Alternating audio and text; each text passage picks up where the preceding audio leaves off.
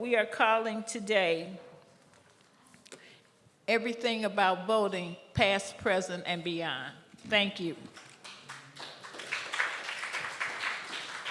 Let's hear it for Betty Magnus, who helped put this whole event together. Yay! Bravo! Thank you so much. My name is Greg Moore. I'm the president of the Promise of Democracy Foundation. It's a very small organization that grew out of the work that I've done over the years in voting rights. And so I would like to get everybody's attention and talk about what we're going to do this afternoon. This is the first of two panels, and the first panel, again, is related to all things voting. And as we sit here on the eve of the Democratic Party convention, the Rainbow Push Coalition has issued a call to save our democracy. Our country has never faced a choice so stark as it will on November 5th. And our votes will determine if our democracy exists or if we move into a dictatorship. So we live in a multiracial democracy where a woman's right to choose and the full civil rights of all of our descendants can descend into chaos, or it can be and fueled by hostile, xenophobic, misogynistic, and autocracy. So as we prepare to meet this challenge, we're going to launch massive voter registration drives that you're going to hear about with our partners in churches and organizations and all denominations, labor allies, student groups. But as we do this work, people, we keep in mind the historic 1984 campaign a presidential campaign of Reverend Jackson. This groundbreaking, bottom-up campaign that popularized the progressive politics that we know today. It was fueled by this African-American community, particularly in the South. Run, Jesse, Run was a reframe that we remember, but it mobilized people across this country. So decades later now, in the spirit of 1984 and the Jesse Jackson campaign, we will bring this discussion forward to talk about what we need to do in the area of voting.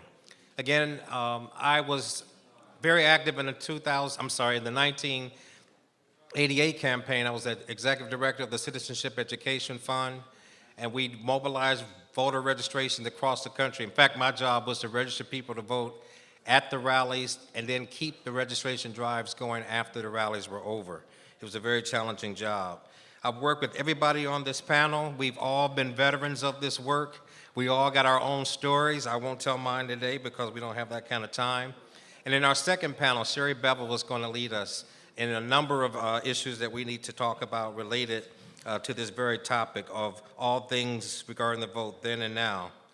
So without further ado, I would like to bring up another predecessor, a successor of ours, Janice Mathis, who is not only just a leader of her own right, who have been a leader of this voting rights movement both in Georgia and Washington, but now serves as the executive director of the National Council of Negro Women.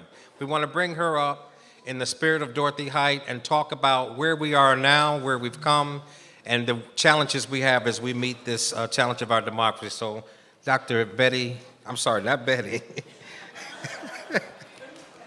Janice Mathis. Attorney Janice Mathis. Thank you. Thank you. Thank you very much. Thank you very much. Thank you very much. Thank you very much. There's so much that I could say today, but I have 3 minutes. First, I want to express appreciation and gratitude to Reverend Jackson and to Mrs. Jackson and to their family. My life is markedly different than what it would have been if they had not acknowledged a kid who wanted to trail behind them and do what they did and see what they saw. And they've been gracious enough, lo, these nearly 50 years, to indulge me in that. Ms. Jackson, thank you. Thank you. The second thing I want to say quickly is there's Shelley Davis and Axel Adams and Betty Magnus. And what I know for sure is, even though I'm not among the biological children of Reverend and Mrs. Jackson, I'm part of an extended family of folk who care about justice and social change and civil rights, and that wherever I go in this country, in other countries, in the South, in the North, in the West, I've got family everywhere I go because they're part of this rainbow family. Now, let me shift gears to my real job, which is I am the lawyer for the National Council of Negro Women, which means I'm general counsel to them after serving 6 years as their executive director. When the likes of Dorothy Irene Height and Mary McLeod Bethune call you, that is not a call you can easily resist. What we're doing today, NCNW is itself a collaboration of some 37 organizations, all of the Divine Nine, all of the Methodist missionaries, the Women of the Catholic Church, the Black Nurses Association, you name it. There are 37 affiliated organizations who we don't just collaborate, they have seats on our board. I work for them in a way. And we're planning something now that we call 8-state, all-state strategy. And what that is a voter mobilization effort, voter education. And we're not just starting now. We started in January surveying our members to find out what do the 30,000 or so members of NCNW care about. They care about health care. They care about education. They care about the freedom to learn. They care about economic justice. They care about equal pay for women. And so we crafted around that survey result a public policy summit for our young leaders. Part of NCNW is also 330-something chapters, we call them sections around the country. Those sections, 70 of them are located on college campuses. Campuses as diverse as the University of Alabama in Tuscaloosa and Howard University in Washington, D.C. And we know that the future, we like to say that the youth are our future. The youth are our present. Thank you. The youth are our right now. Amen. People under 40 years old are our right now. Jesus was 33 when his work was done. Dr. King was 39 when his work was done. We are deluding ourselves if we think about young people as something that's going to happen later. Young is what's happening right now. And so we set about training our young leaders on college campuses, not just to motivate them to vote, but to help them figure out their why. Their why is different than my why. My why is firmly tied to things like diversity, equity, inclusion, and voting rights. Their why might be Gaza. Their why might be gay and lesbian. Their why might be the environment. To help them, because once they know why, you won't have to push them to the polls. They'll activate themselves to go to the polls. And that's what we're trying to inspire. It's not an every other year mobilization effort, but an effort to help young and old folk understand why it matters. What difference does it make? And when I was, Jesse Jr., when I was younger and more naive, I was walking neighborhoods in Athens, Georgia, registering people to vote. And I tell the young men, well, you may not care about the government, but the government cares about you. You know, I talk trash to them and try to get, but nowadays I think about it, I'm maybe a little bit wiser, Miss J, to think about it a little bit differently. Tell me something in your life that is not affected by public policy. Tell me one thing. These tablecloths got regulations about how much metal content can be in the tablecloth. These lights come with a light bill. There is nothing in your life that you can predictably say is not affected by public policy. That's the connection. We believe if you can make that connection between my life today and why I care what these politicians do, then riots to the polls and voter registration gets to be a lot easier. Yes. So that's sort of where we are. We've chosen some states, battleground states and other states, Ohio, Pennsylvania, Wisconsin, North Carolina, South Carolina, Georgia, Florida, even Texas, to say, put some special emphasis, Barbara, and effort. And she's going to talk about what she's doing, and we're going to do some of it together. You know that's right. So that's one part, getting young voters to understand why it matters.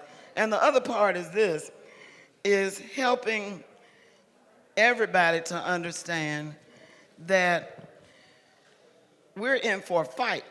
Yes.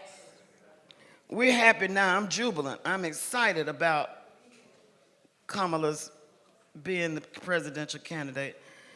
But don't be fooled by what looks easy. The opposition is going to wake up and they're going to come armed for bear. For them, this is, we think it's existential for us. It's more existential for the opposition than it is for us. And scared folk are dangerous folk. And so I've been meeting with the FBI Access to Justice Project to find out how are you going to protect people in these gun-toting states from being intimidated at the polls. What can we do with local law enforcement, state law enforcement, federal law enforcement to make sure that people are not intimidated as they attempt to exercise the franchise? That is a real thing. We're working with 866 Our Vote. So there's the education, the mobilization. Then we set our folk loose and called it Purple Rush. They went to meet with their state legislators across 30 states to push the agenda that they themselves had crafted. That, in a nutshell, is what we're doing about the election and about citizenship in general. And I know that's more than 3 minutes, so I will stop. Thank you. Thank you, Attorney Mathis. I just want to say, for those of you who were around in '88 and '84, the next person I'm going to introduce was a permanent fixture around Reverend Jackson, whether it was policy analysis, speech writing, just sit in a room talking strategy with us, but even after that, convening major conferences of progressive activists across the country in Washington, D.C. year after year. And now our good friend Bob Borosage is president of the Progressive Congressional Caucus Center, where he's going to talk about, again, some of the things that we've been doing in the progressive community and a little bit about what happens after the election. Bob Borosage. Hey. Well, Janice talked about the members of the community who are here, and let me add my respects to Jackie and to Reverend and to Santita and the family. And it's been a wonderful family for a very long time. And I also want to remember some of the people who aren't here, like John Mitchell and Gary Massoni and Frank Watkins and Steve Cobble, who are parts of this family still and in our hearts and in our minds. So, 1984, Reverend points his campaign largely at the black community and mobilizes the black community, and he registers 7 million black votes. Now, let me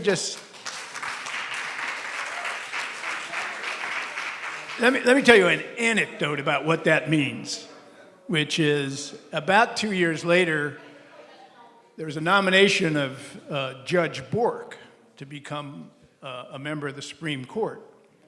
So I was with Reverend when we went to visit Senator Hugh Heflin, who was a Democratic senator, very conservative white Democratic senator from Alabama. And we walked into Senator Heflin's office, and Senator greeted Reverend Jackson very respectfully, and he said, "You know, Reverend, I knew you would come to see me." And Reverend said, "Well, I'm here to talk about Judge Bork." He said, "I knew you were going to talk to me about Judge Bork." And he said, "I want you to know I am aware of the concerns of the new voter. The new voter is on my mind, and I am going to be responsive to those concerns of the new voter." We had the conversation, went on. Well, when Bork went before the committee, Heflin was on the committee, Heflin says to Judge Bork, "Judge Bork, I understand you are an agnostic." Bork's kind of startled. He said, "Are you an agnostic, Judge Bork?" And Bork said, "Well, no, I'm not an agnostic." And Heflin said, "Well, we can't have any agnostics on the court." And the conservative white southerner from Alabama voted against Judge Bork. That was the power of the new voter. So 88, Reverend Jackson teaches Democrats how to build a coalition. He talks to labor, he talks to women, he talks to the young, he talks to people of all races, and he says to them, "You know, your cause is just, but your patch isn't big enough. You've got to do what my mother did and take strong thread and build a quilt, many colors, many textures, and that quilt can win. And I saw him do that to Teamsters in Newt Gingrich's district in Georgia, and I can tell you it was quite something. Anyway, the point of this is that work was profound. It gave Democrats a message, it gave them an agenda, it took them 40 years to catch up to it, but at least they got there finally, they've started to get there. But we now face another big challenge, and that's what I want to talk about a little bit here, which is we have a party in the country, the Republican Party, that knows it's a minority. They know they cannot win a regular election. They have lost 5 of the last 6 presidential elections, but they have 2 presidents out of those elections because that were minority presidents that did not win the popular vote but became president, including Donald Trump. Every time Republicans have had a majority in the Senate over the last 25 years, they represent a minority of the popular vote in the country. They cannot win a regular election, and most ominously, they know it. So what have they done? Well, they relied on the way the Constitution was rigged for the powerful, and when they stole the 2 presidencies by not winning the popular vote, but by winning the Electoral Congress, they named very right-wing activist judges to the Supreme Court. And they created a conservative majority in the Supreme Court that was willing to trample all precedent and all ways of legal reasoning. And what did that court do? The first thing it did was it gutted the Voting Rights Act. And it unleashed a surge of voter suppression measures across the country that I think Ms. Arnwine, Council Arnwine will talk about. Voter ID, shutting down voting sites, purging voting rolls, on and on and on, ways to make it harder for people to vote. The second thing they did is they decided that political gerrymandering, making districts skewed so that they can distort the vote, isn't a matter for the courts to be concerned about. So there's political gerrymandering now across North Carolina, Wisconsin. You got state legislatures that have super majorities of people who represent a minority of the votes in that state. They're very good about it. What's the third thing they did? In a series of decisions culminating in citizen action, Citizens United, they opened the floodgates to big money and to dark money and to corporate money in our elections. And let me just give you a sense of that. Donald Trump convenes the oil executives, and he says to them, you guys ought to put $1 billion in my campaign. I'm going to pass your agenda from day one. And they set up a guy, they're not going to give him $1 billion, but they set up a guy to give him hundreds of millions of dollars for his campaign because he is going to, it's like a quid pro quo, right? Big money. How does that big money work? AIPAC raised a chest of $100 million from Republican billionaires. Now listen to this. $100 million from Republican billionaires to spend in Democratic Party primaries for those people who were critical of what the horror that's going on in Gaza. They put $24 million to beat Jamal Bowman and Cori Bush in their Democratic primary with Republican money. So this is a set of institutional things that have been done by a minority party with minority power in order to skew elections with big money, with disembodying the vote, et cetera, that we have to change. Under Trump, we're now going to go to another stage that's even worse. After the big lie in 2020, what Republicans have done systematically in a campaign across the country is try to elect election officials who are MAGA operatives and empower them to challenge the vote after it takes place, to not certify the vote that takes place. So after they lose the election, which they wouldn't be surprised to lose, They are geared up to challenge the vote in swing states across the country and try to contest that result. So this is a systematic, serious, sustained effort by a minority party built as a party of white sanctuary to create minority rule in this country. And so the task, that I think of Reverend Jackson when he was a kid, starting with the sit-ins against Jim Crow, and the task that was, the energy it took to do that.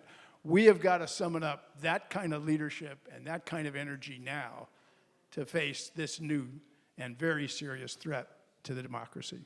Thanks.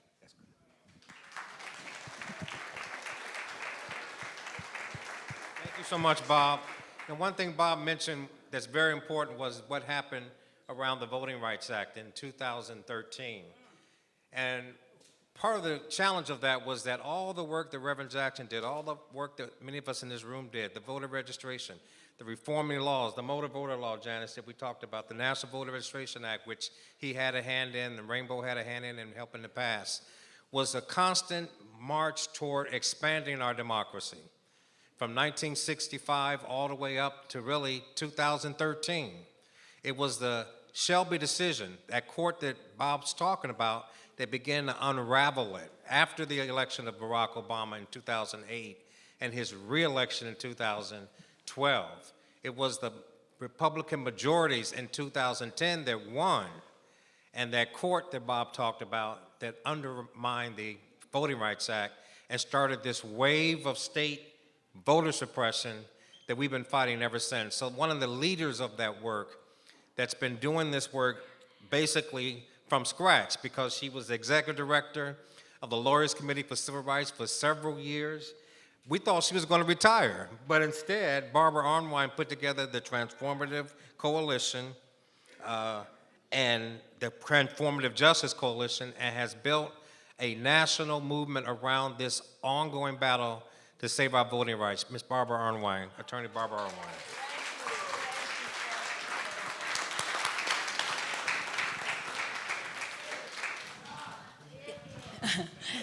In 1984, when I watched Reverend Jesse Lewis Jackson Sr. and heard his vision, because without a vision, the people perish, right? When he laid forth the vision of a rainbow coalition, he captured my imagination. I would never be the same, because I started looking around me and looking at government in a whole different way. Because where's the rainbow would be my question. Every time I would look at a mayoral seat, a state government, I would look for where are all the people? Where are they missing? Why aren't they there? What are the reasons for that? He changed my whole methodology of thinking. And I want us to know that today, as we sit here and we get ready to push over these next weeks, we will be working towards that robust, inclusive, and just multiracial democracy that he saw so many years ago. It is our fight, our time. The Transformative Justice Coalition is so happy to be here. I am so honored to always be graced by God with a mighty co-leader, and I am so glad that he's here today. Also, he spoke so beautifully earlier today. He is our strategic and creative genius for the Transformative Justice Coalition. I'm talking about Daryl D. Jones, Attorney Jones.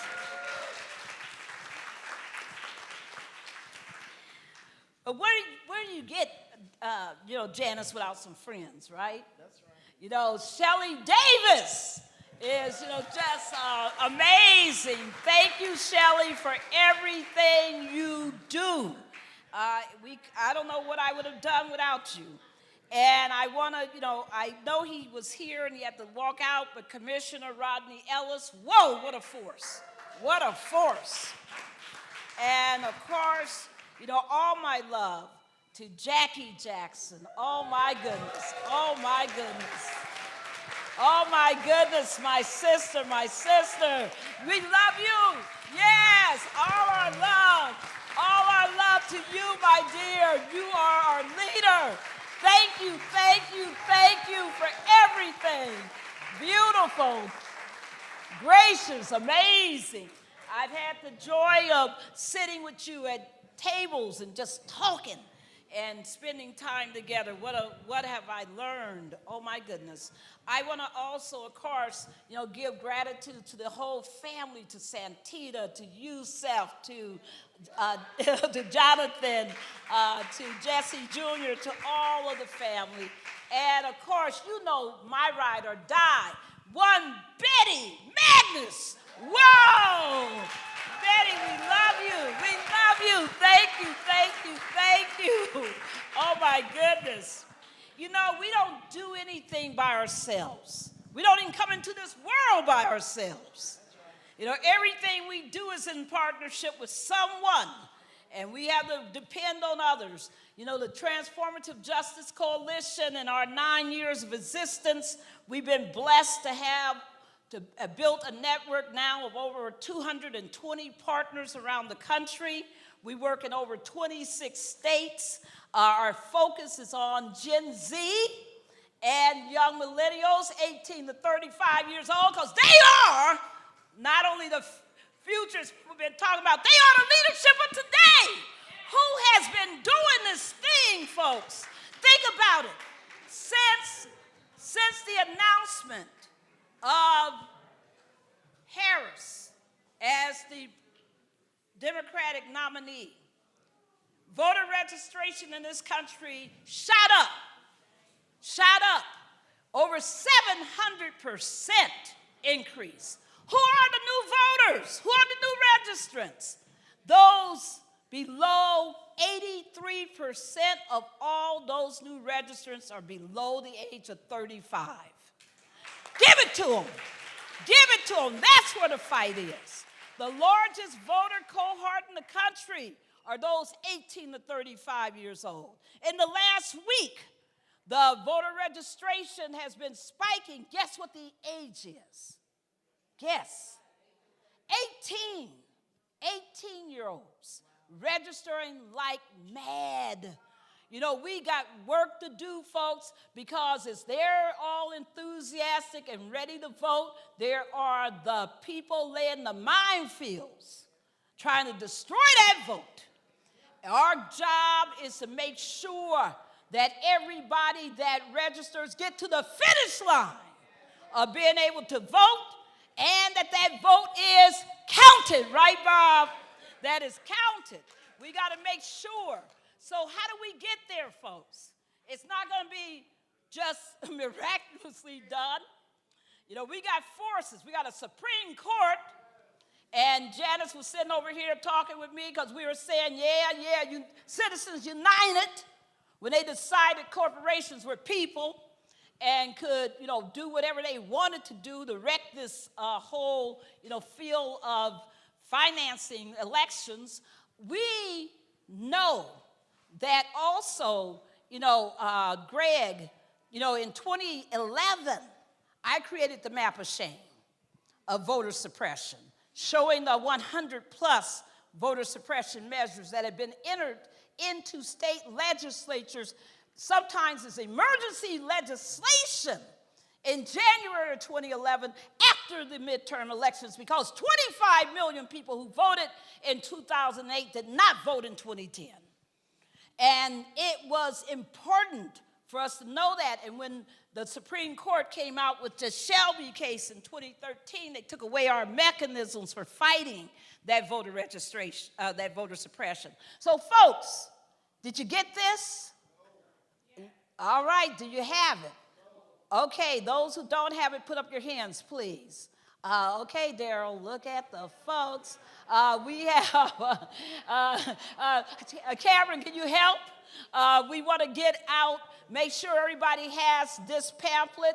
It's called 72 Forms of Voter Suppression. 72 Forms of Voter Suppression.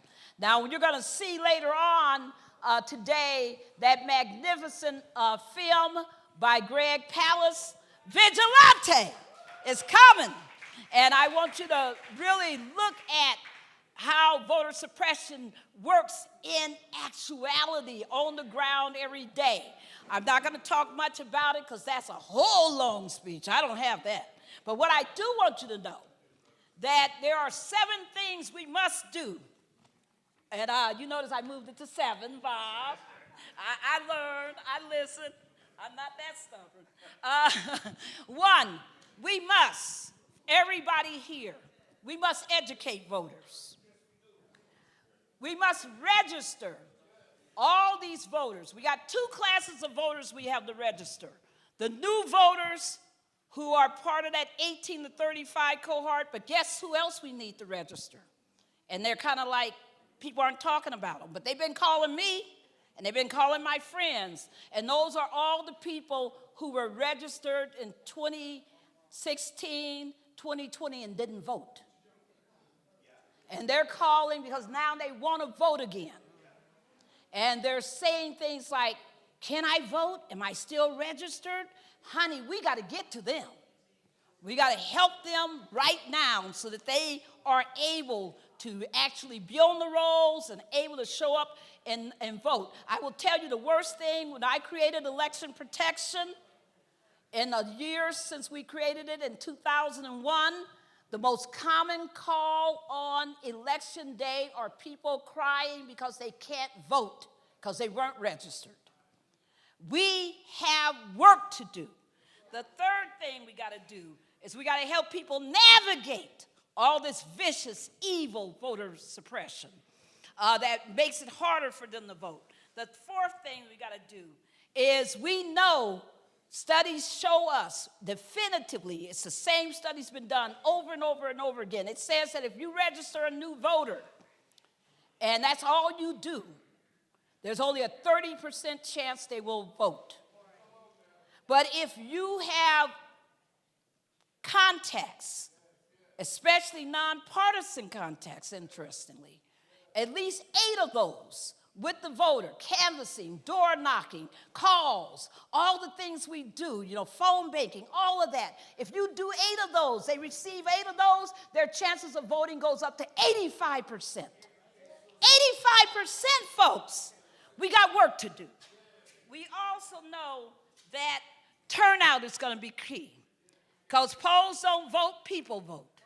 And if you don't have people at the polls voting, they can't vote. If they aren't able to exercise their absentee ballot, they can't have a vote. So it's critical that we're out there making sure that absentee balloting, mail-in ballots are being done correctly and strongly and on time, and that we're also making sure that we have rides to the polls. Do you know how many people don't vote because they don't have a ride to the polls? If you don't have a local rides to the polls program, you're not ready. We got to be ready, folks. And the last thing we got to do is we got to protect that vote at the polls because there will be the people with the guns and acting ignorant and all the rest of it. But we also got to make sure that those votes afterwards are counted. We got to be so on it. So the very last thing, we're coming to your cities. We're going to have 12 concerts. I'll rise and vote. Say it with me. I'll rise and vote. I'll rise and vote. Yes, we're going to have concerts that we are organizing, community saturations, and here's where they're coming. Jacksonville, Florida, September 21st. Miami, Florida, September 20th or the 22nd. Cincinnati, Ohio, November 2nd. Detroit, Michigan, October the 19th. Savannah, Georgia, October the 26th. We're going to be in Pittsburgh, Pennsylvania. Milwaukee, Wisconsin, October 1st. Houston, Texas, we're working. Phoenix, working. Chicago, Illinois, we're coming here in October. We'll be here with a concert. Raleigh, North Carolina, working with who else? With the mighty Reverend William Barber and the Poor People's Campaign. Montgomery, Alabama, working with who else? Alabama State University. to turn out a concert there. And lastly, we're working on a concert right now for Tidewater, Virginia. We are ready. It's time to do it. It won't happen without us. Let's have that Jesse Jackson spirit. Let's do this. Thank you. Thank you.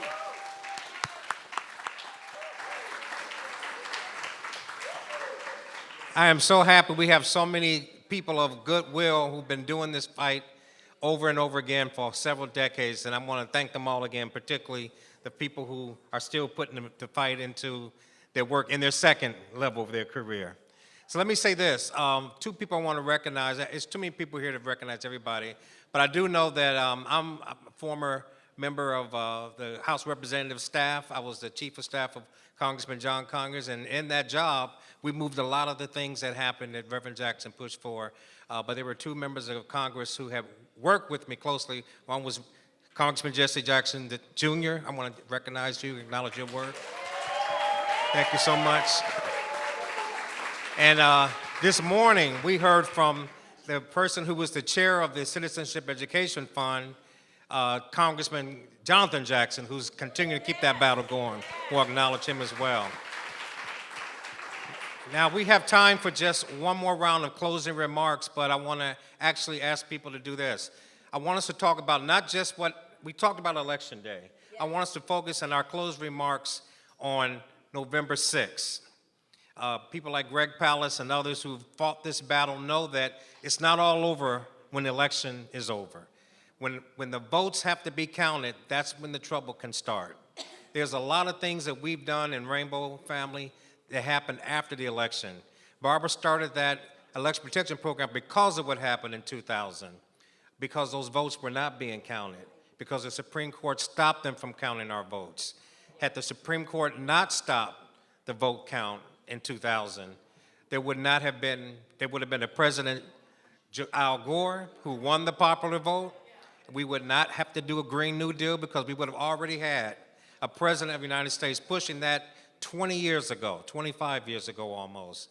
And so let's talk about, as we close on this session, preparing for the second one, what about the day after the election? What do we need to do to start planning for that? And if I can, I'm going to start with you, Bob Borosage, and then get to you, Janice. Okay. First, let me recognize one person who is my anchor at the Rainbow. Alana.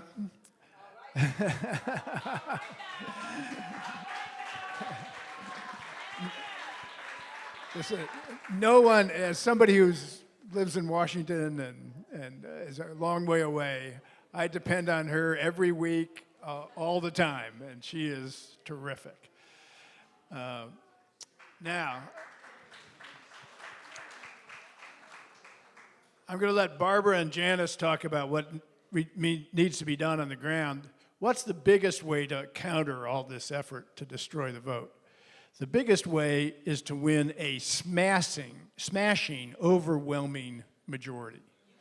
3 million's not enough, that's what Hillary did. 7 million's not enough, that's what Biden did. It's got to be bigger than that. But you win a big majority and take the Senate and take the House, there's going to be a lot less aggravation after the election. So the biggest thing is the work to win a huge majority. And if we do, just to give you a sense that there is hope, there's a bill called the Right to Vote Act that passed the House when Democrats controlled it, and that would have passed the Senate except for 2 votes. And that act would end political gerrymandering, put limits on dark money, expose it all, do matching funds for small donations, police all the voter suppression measures, do automatic voter registration and same-day voter registration. It would transform our elections. It's real. It passed the House. We take the House again, it'll be the first thing that passes again. And we take the Senate, we can pass it. So a smashing victory, and the first order of business is to save our democracy.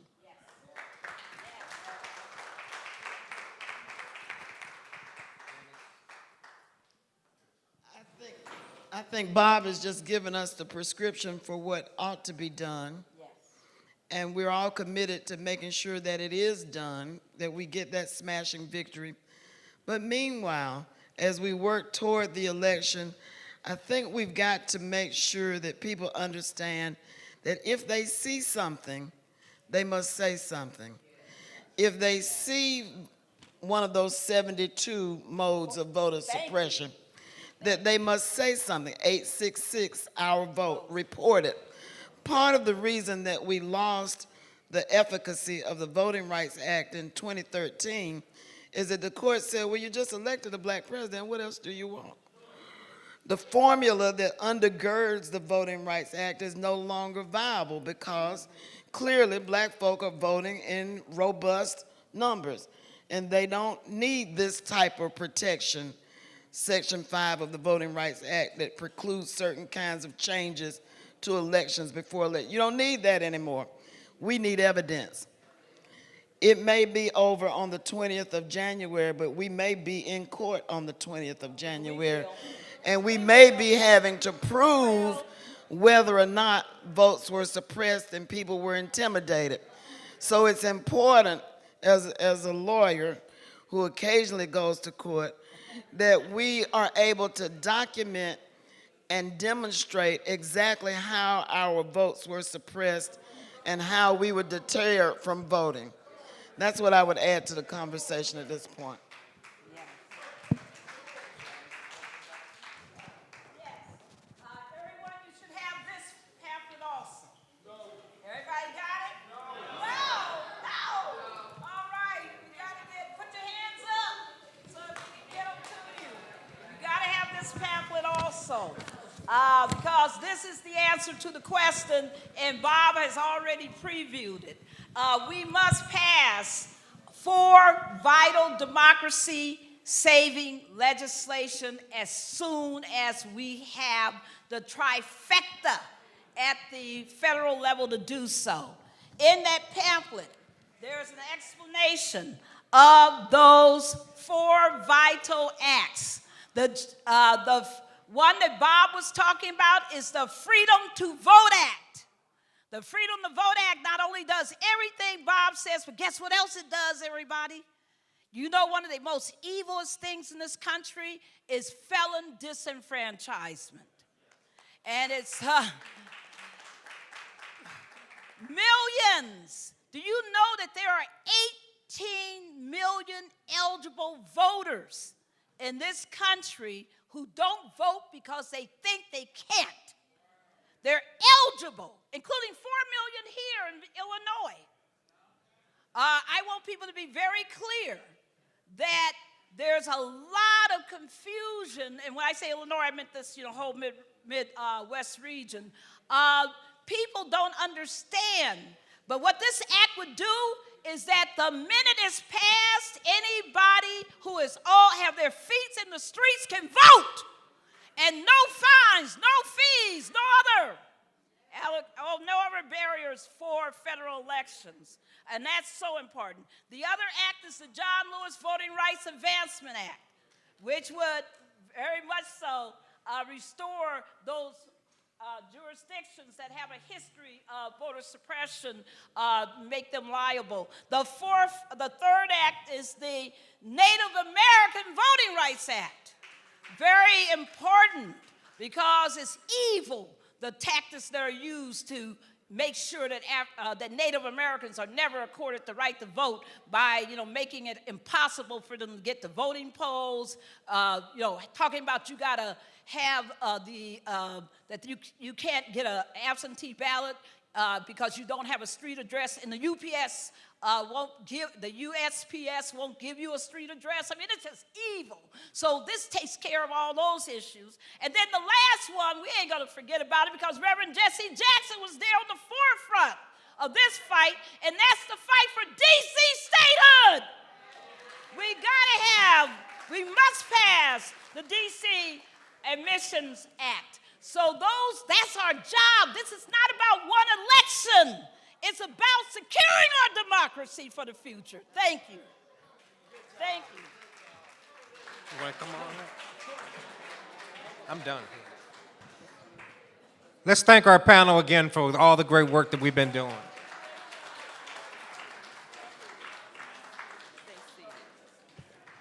I need another round of applause for this awesome panel. And I know we could have done longer, but the time is short, and you got enough information to take back with you. We have a second awesome panel coming, which I am not going to introduce yet, because I'd like to have a couple of minutes of welcome to you from the first African-American Speaker of the House of Illinois, Mr. Chris Welch. Following Mr. Welch, Greg Palast, get ready. I want you to tell them what's coming so they'll stay seated after the panel. Mr. Speaker.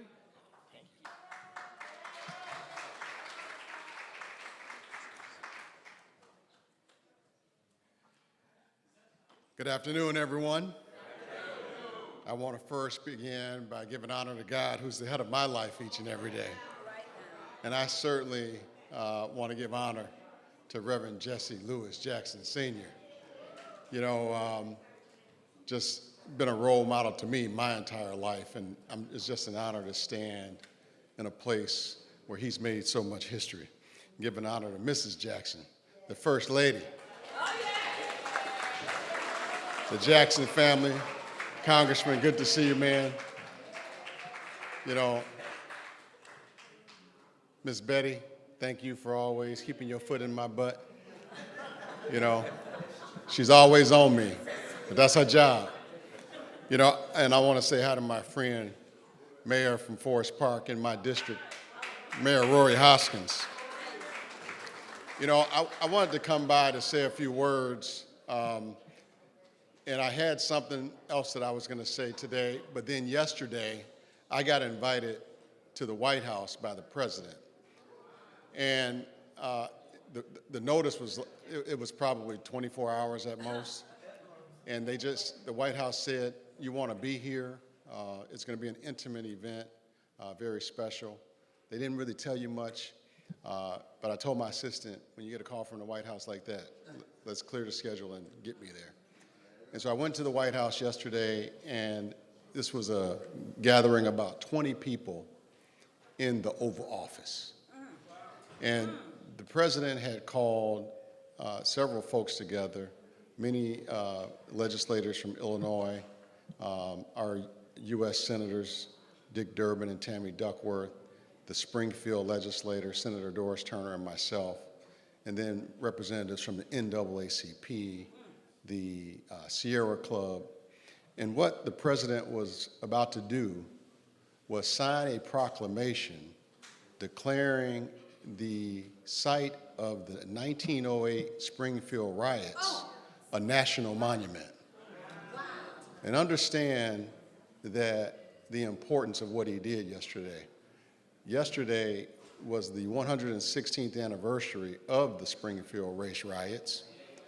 They occurred August 14th through the 16th, 1908.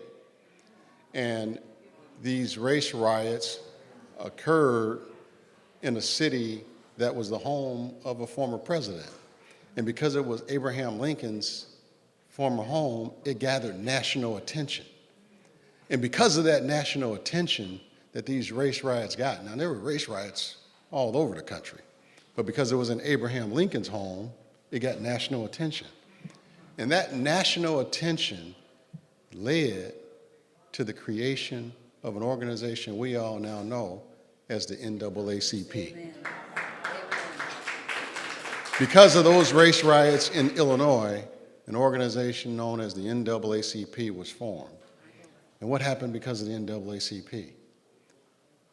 We had Thurgood Marshall, attorney Thurgood Marshall, who fought for Brown versus Board of Education. Because of Brown versus Board of Education, we got the civil rights movement. You know, the bus boycotts. We got Martin Luther King. You all know we got Reverend Jesse Lewis Jackson. Right? You know, that history started here in Illinois. And it was because of people like Reverend Jackson that so many others came. I mean, let's talk about his two sons who've served in Congress. But let's talk about the woman who is bringing us all to Chicago for the week, running the Democratic National Committee, Mignon Moore. She got her start with Reverend Jackson. Let's talk about Barack Obama. Okay, there's no Barack Obama without Jesse Jackson. Let's make no mistake about that. Without 1984 and 1988, there is no 2008. There is no 2012.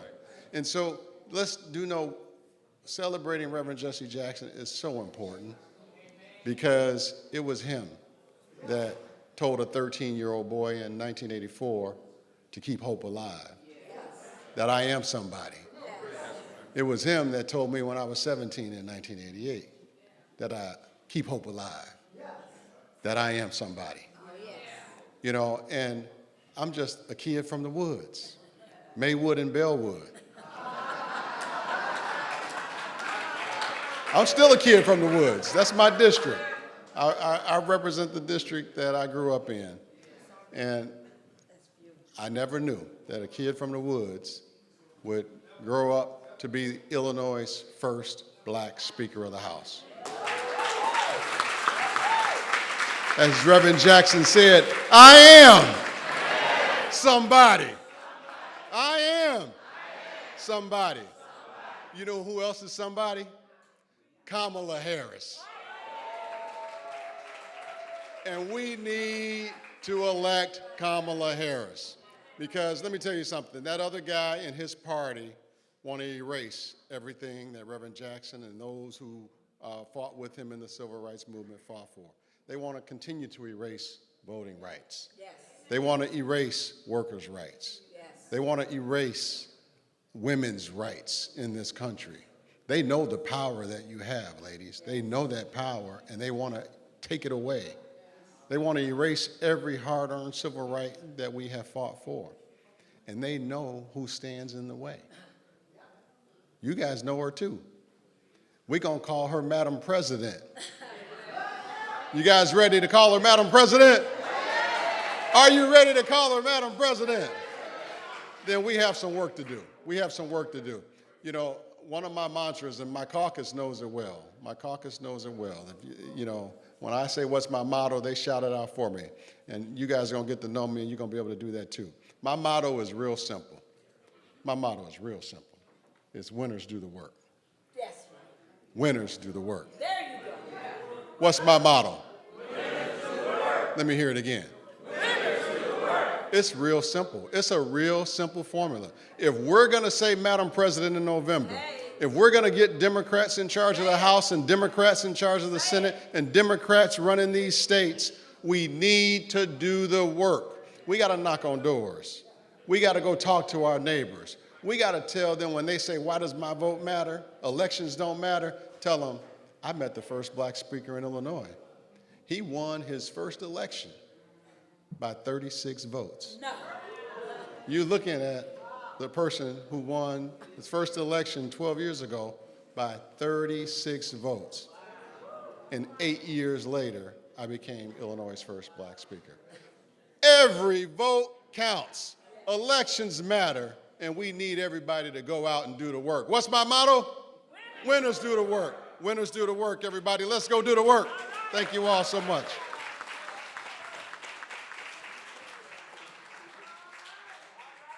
Stay with me, Barbara. Okay, here.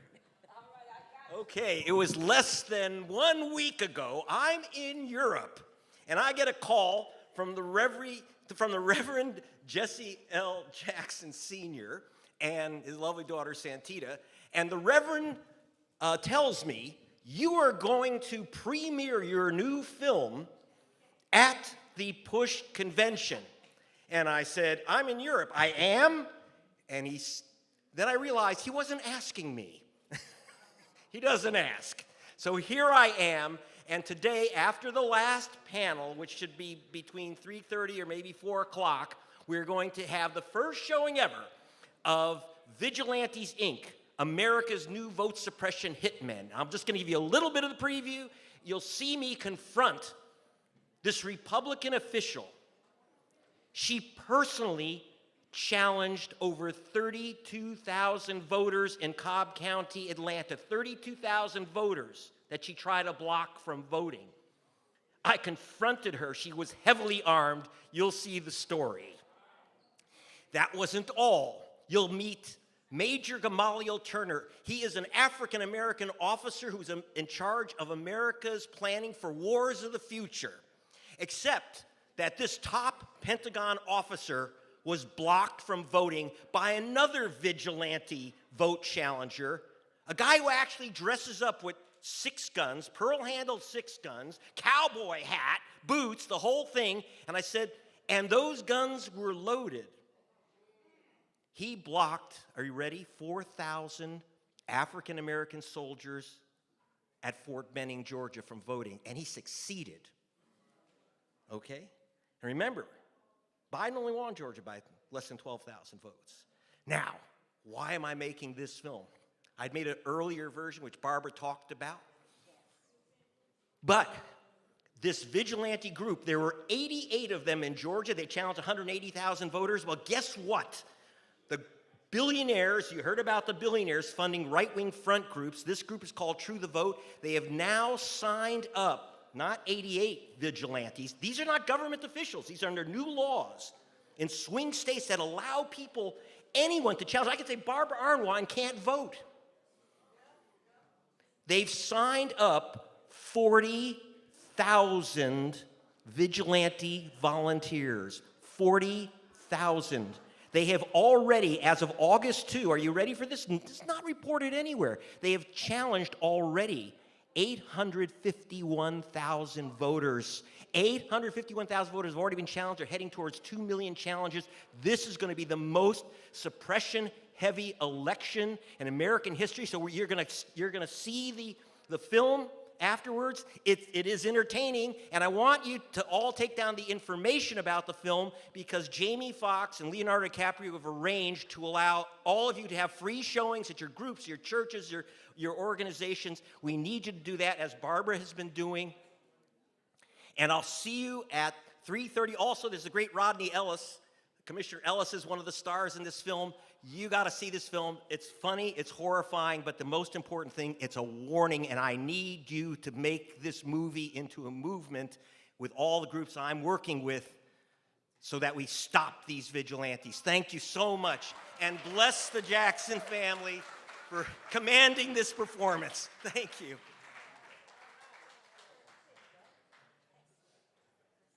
If you've never seen one of Greg Palas's movies, you don't know what you're missing, because they're awesome. Texas is trying to take over up here. Got Cook County Commissioner Rodney Ellis, former Commissioner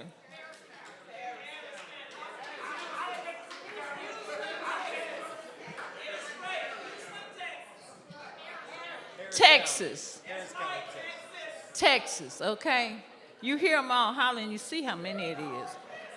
Rodney, Neal and Youngblood, E. Eugene Duffy. Shut up.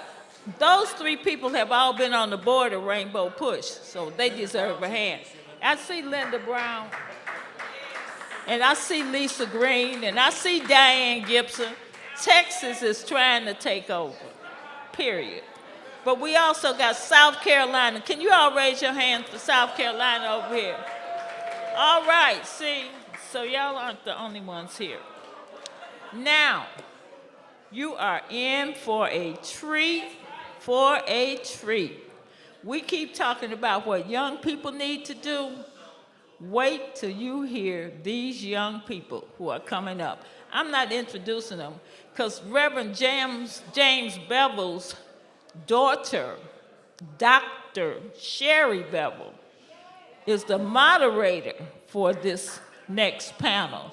So I will excuse Greg and Bob, and I see Janice and Barbara sneaked off the stage before I could tell them. And I'm going to ask Dr. Sherry Bevel to come up here to a big round of applause and introduce our young adult panel for the day.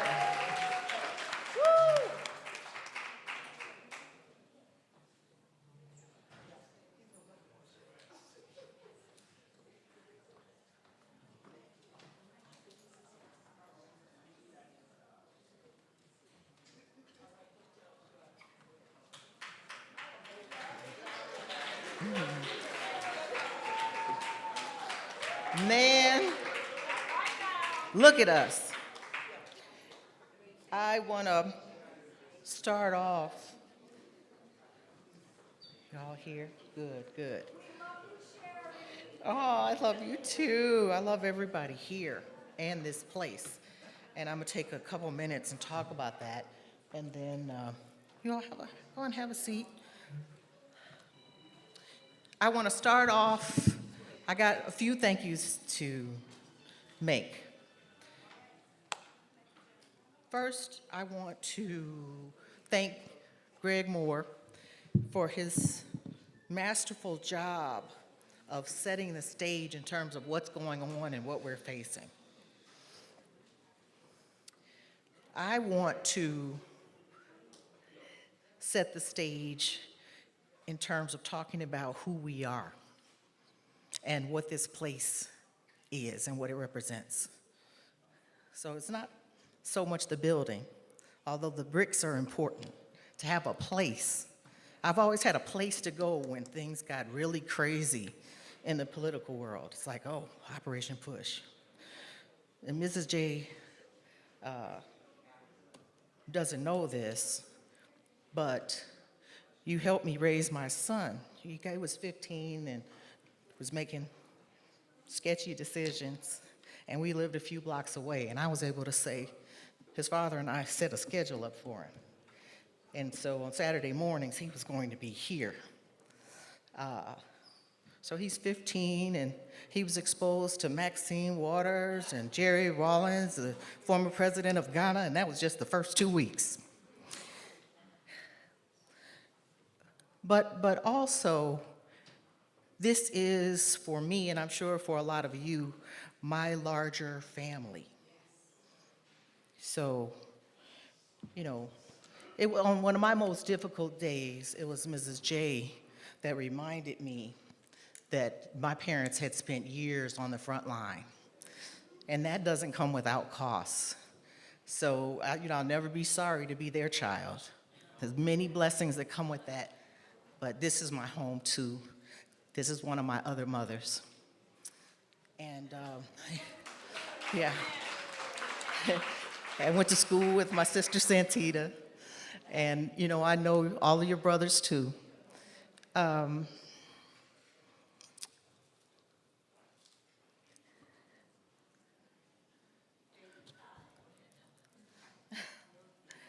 Yeah. So I want to talk to you about how I got here today.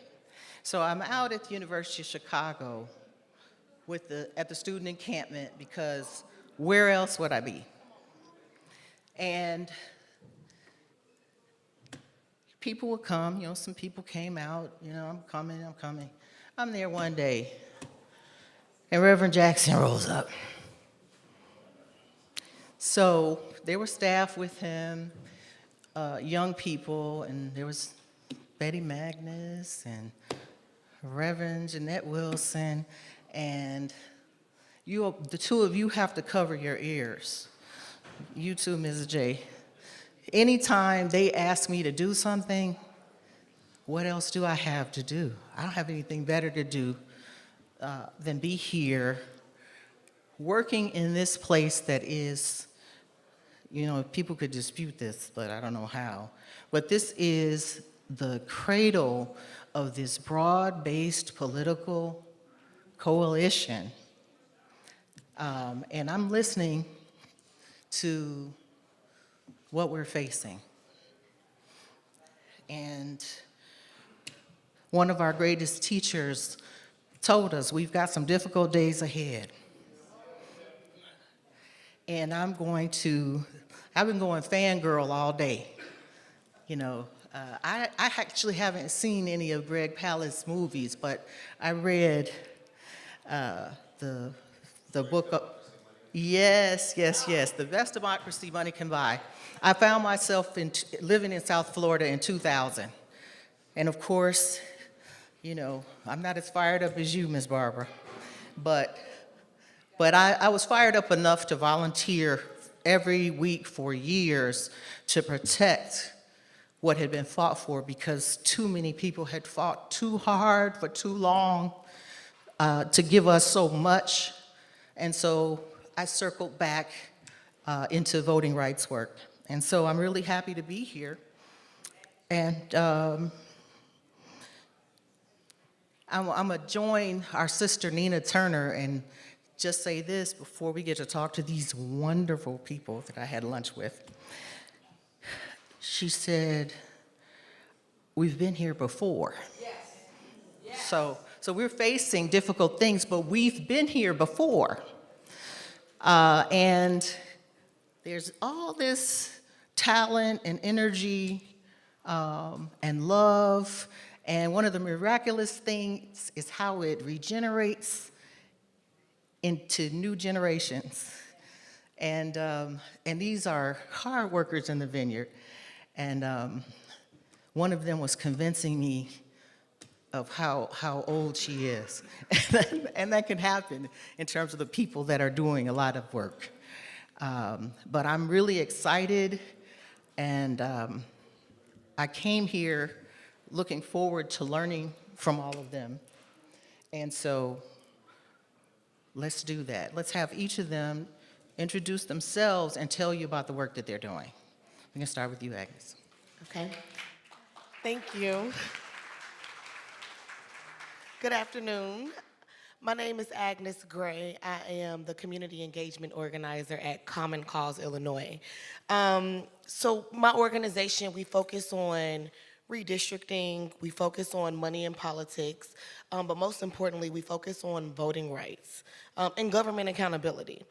And to be completely honest, it's very interesting because we do find ourselves in a unique time, right? With this election coming up, I feel like every time we are coming up on an election, everyone's like, this is the election, this is the election. But being able to work in a nonpartisan space in elections, what we understand is that it's so much more than just about getting people to the polls. I love that they said, what happens on November the 6th, right? Well, I like to also say what happens between this election and the next, because too often we're so focused on the election that we don't focus on that in-between time. But that time is just as important, because that's when it's time to allow our elected officials to know whether you just got in yesterday, whether you were coming up for re-election in the next 2 years, we're gonna hold you accountable. So what my organization does, we go into the communities, we find out what it is that really impacts that community, because every community is different, right? And so in understanding that, we wanna identify the gaps, and once we know what those gaps are, we look at what we do and how we can help fill in those gaps to give agency back to the people. Because at the end of the day, it's about the people. And a lot of times people feel as though it's not about them. They feel like their elected officials are untouchable. They feel like their elected officials are inaccessible. But what we want them to know is when you come back to it, your elected officials, they work for you. And so we want to give you the tools to do that. So that's what we focus on at our organization, and I'm going to go ahead and pass it to the next panelist. Thank you so much. My name is Jane Ruby, and I am president of the League of Women Voters of Chicago. Thank you. Our organization, if you're not familiar with the League, came out of the women's suffrage movement. We've been around for over 100 years, working sort of in two arms of political action. We have voter service, so voter registration, voter education programs, both at the national, state, and local levels throughout the country. And we also have a very strong advocacy arm where we are involved in legislation, we are involved in we are involved in accountability of elected officials.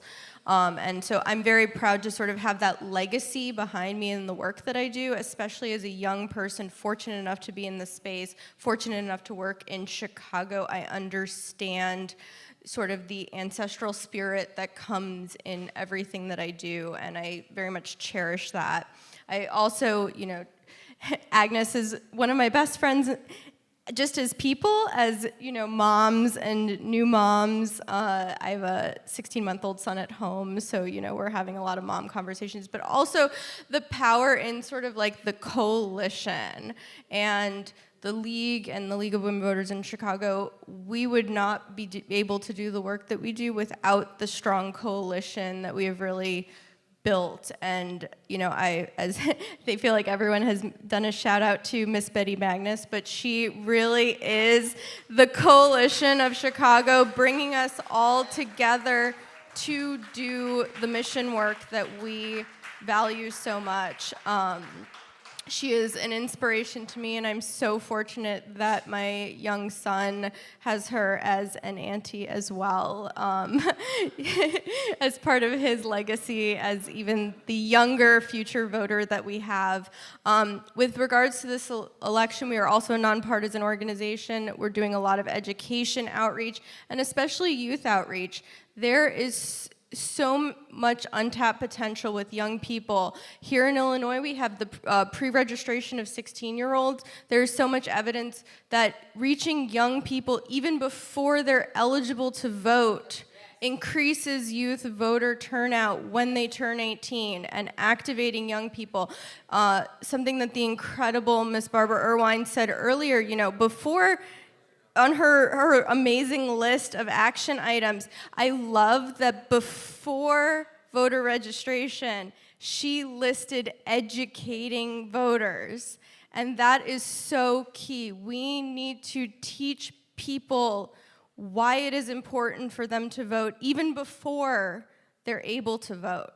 And I know we have a lot to get to, so I'll pass the mic, but thank you so much.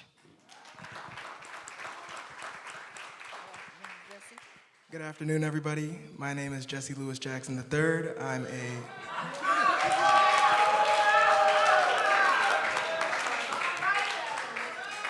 I am a former Congressional intern on the Hill and a junior at Morehouse College in Atlanta. And like I said previously, I had previous history on the Hill, but I'm currently a part of the Harris campaign working on the AUC, ensuring that people vote. So.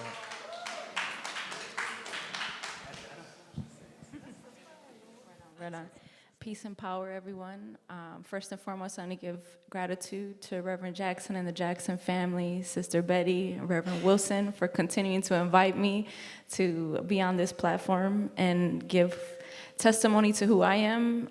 Before I say my name, I am the granddaughter of Guadalupe and Anita Lozano, the niece of Rudy Lozano, and the daughter of Reverend Slim Coleman and Pastora Emma Lozano, who's sitting right here.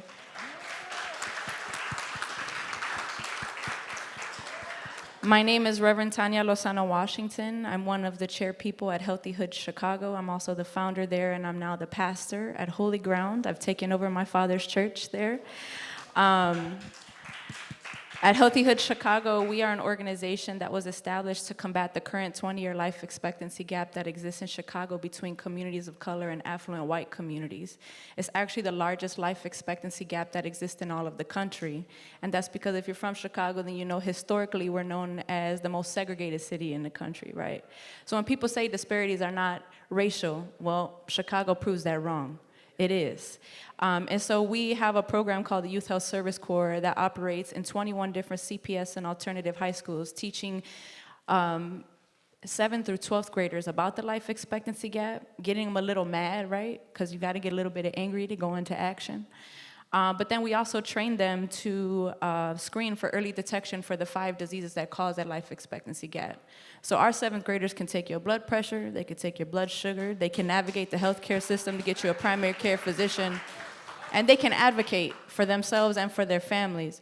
After they go throughout our curriculum, they're responsible for finding 5 to 10 people in their family and their community, and usually they can find it in their family. If you're like me, you're Mexican, you can find it in one quinceañera, you're good, you know you're done there. But what we've done in the last couple of years is now we have a program that has been piloted in their civics classes. And what we've come to realize is that young people's mental health gets better when they have purpose, specifically in social justice movements. And so we've been able to create several cadres out of our organization where we've really radicalized mobilized and revolutionized a base of critical thinkers, young people who understand that the responsibility goes beyond just the polls, right?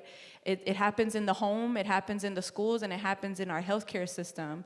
And so a lot of our programming is modeled after the Cuban healthcare system, and we've been able to visit Cuba every single year for the last 4 years with our young people.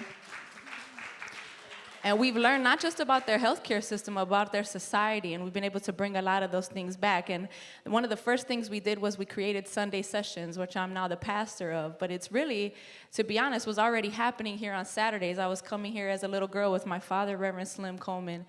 And it's a model that they practice in Cuba that's called Centers for Ecumenical Dialogue. And I think the most important thing that we think about in Chicago is really, if we are the most segregated city in the country, how are we combating that too, right? And that's by building coalition. And so we built a coalition called the Chicago Coalition for Intercommunalism, and the Rainbow Push family is a part of that coalition. Over 75 organizations, small business owners, artists, influencers. You don't have to be an organization to be a part of this coalition. We've been able to create alignment and talk about these very real issues that we're dealing with in this city. And so that's just a little bit of our work, right? We also, there's 2 events happening on both at the CTU building and all the way in Hermosa right now that our cadres are volunteering at, called Crime Drought Activations, where we combat crime with political education. Because the truth is, crime pays in this country. It pays attorneys and public defenders and judges and parole officers, right? And so if we want to really take our power back as people, right, we would boycott crime and we would get to their pockets, right? And so that's what we're teaching all around the city right now. So again, it's always an honor to be here with the Rainbow Push family. I've been a member of the Push family since I was born, so it's always nice to be able to speak on the stage. Thank you, Tanya.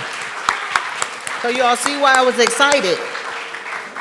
I was excited and started learning some things, and I had some questions, but then the things that were being discussed by these people before we got up here made me, I have it as a question, and you all can talk about this, but it's kind of like retrospective framing of what they were already talking about. So I'll start and say that you all are definitely the ancestors, the answers to the ancestors' prayers, with what you're thinking about, what you're working on.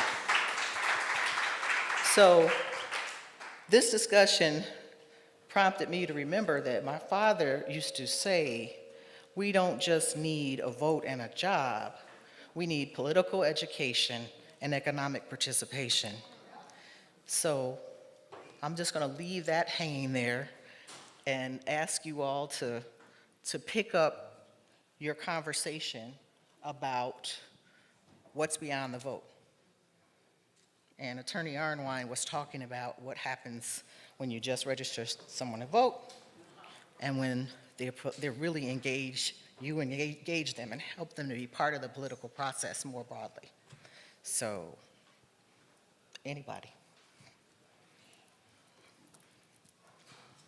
All right, beyond the vote. We have to organize, and we have to be consistent, because we know the opposition is consistent, right? And we have this idea at Healthy Hood Chicago that we need to build and mobilize on an ideological foundation. That means it requires a tremendous amount of political education that is palatable for young people to really understand. And I think Sister Barbara said that it's personal, right? Like, what are the personal things that are connecting them to wanting to take action? When we start our program in the schools and we talk about the 20-year life expectancy gap, the kids just kind of look at us like, okay, right? Well, I said, well, if there was a chair here and your mother was sitting here and somebody had a gun to her head, what would you do? Would you let them pull the trigger? Well, that's what the healthcare system is doing, right? So how do we connect them personally? And the Black Panther Party defines power as identifying a phenomenon and making it move in a desired manner, right? There's a phenomenon happening right now. The floodgates have been opened. The information is everywhere. Young people are seeing it all over their phones. Now, they can even see how our our government's global policy is affecting people all over the world and now affecting us. Everyone's so worried about the migrant crisis, right? So let's use that as an opportunity to educate people about why these people are coming here in the first place. Do we know? Right? I've been to Cuba. I've been to Cuba 3 times now. And there's a blockade in Cuba. There is a blockade, right? There's an embargo that doesn't allow for Cuba to buy, sell, or trade with anyone else in the world without being fined by the United States of America. They're literally starving that country. They're doing the same thing in Venezuela. That's why there's so many migrants here. In Venezuela, this is an oil-rich country. There's no reason why they should be starving. That's because of the United States global policy, right? And young people are able to see and understand this because the floodgates are open thanks to the Palestinian movement for their freedom. And that's a voting block that we need to consider, right? When we're talking about how we want to move votes and how we're identifying a phenomenon, well, this is a real voting block that's saying these are our concerns. Our tax dollars are being used for things we do not agree with. We can vote people into office, but then we ain't got no say on what they do after they get in there, right? But that's because we have to continue to organize consistently before and after the polls. Power, people are power. People are more powerful than money. That's what it is. If we can, before the internet, it was just word of mouth. So they can try to stop us from talking on the internet, but that's not going to stop us from talking to each other when we see each other, right? It's real young people up here doing the work that are disseminating information, and we should be supporting the young people doing that work. We should be handing off that torch nicely, right? Instead of gripping it and doing the work together and closing that generational gap. We have a lot to learn from each other, and it's things like this is why I love to push family so much, because it keeps bringing us back together, and it reminds us that we're not starting from scratch. There is a foundation that has been laid down before us that we can work from, that we can build from, right? But the young people, they are studying, right? We have studies at Healthy Hood Chicago, political education studies. We've been studying Sister Asada Shakur. We learned about Shirley Chisholm. We learned about Jesse's run for the presidential seat. These are things that we're learning about, and we're not starting from scratch, right?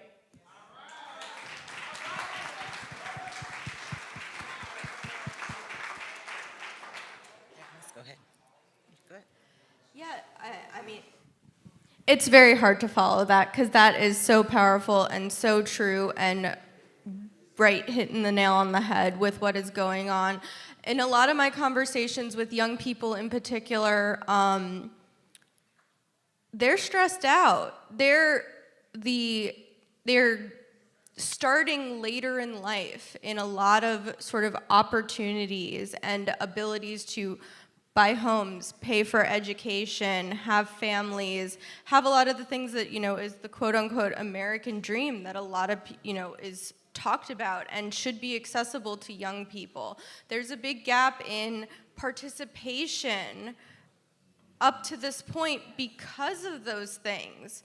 A lot of young people I talk to, they don't understand how property taxes work because they're not owning homes, and in many cases, their parents don't own their homes because those opportunities have not been afforded to them in ways that previous generations have, had access to.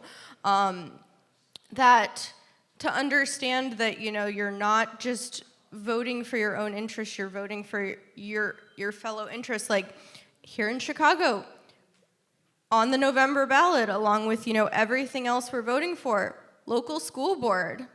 That is on the ballot for the first time here in Chicago.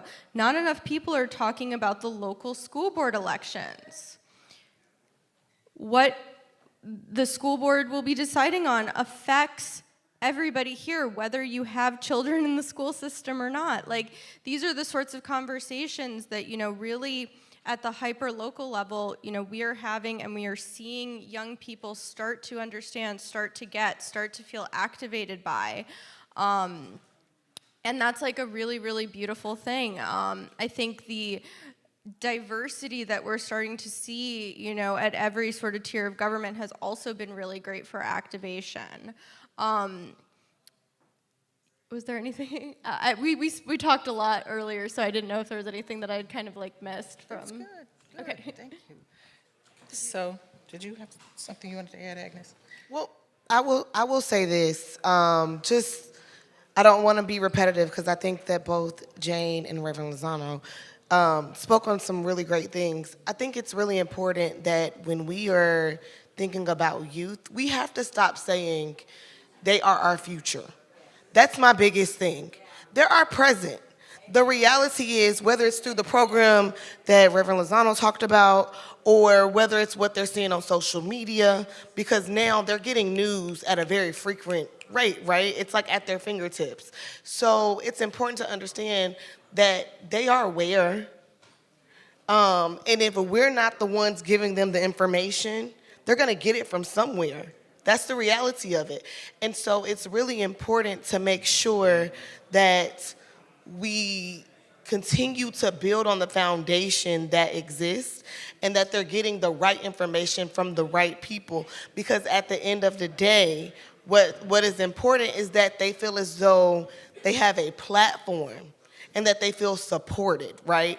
It's not that they can't think for themselves, but a lot of times we're going to these young people and we're saying, this is what you need. We're not asking them, what's impacting you? What's going on in your community? What makes it difficult for you to be able to do your work? What are some challenges you're experiencing in your classroom, right? And so when I'm working with young people, I think it's really important to allow them to understand that they have a voice. And I love the program that you have because it really, like I said earlier, giving agency back, like you're giving agency back to young people that they can take to their parents, their grandparents. At the end of the day, the Bible says from the mouth of babes, right? So when we are literally reaching them when they're younger, think about all the people that they're gonna come across. And I don't care if you're in high school or elementary school or middle school.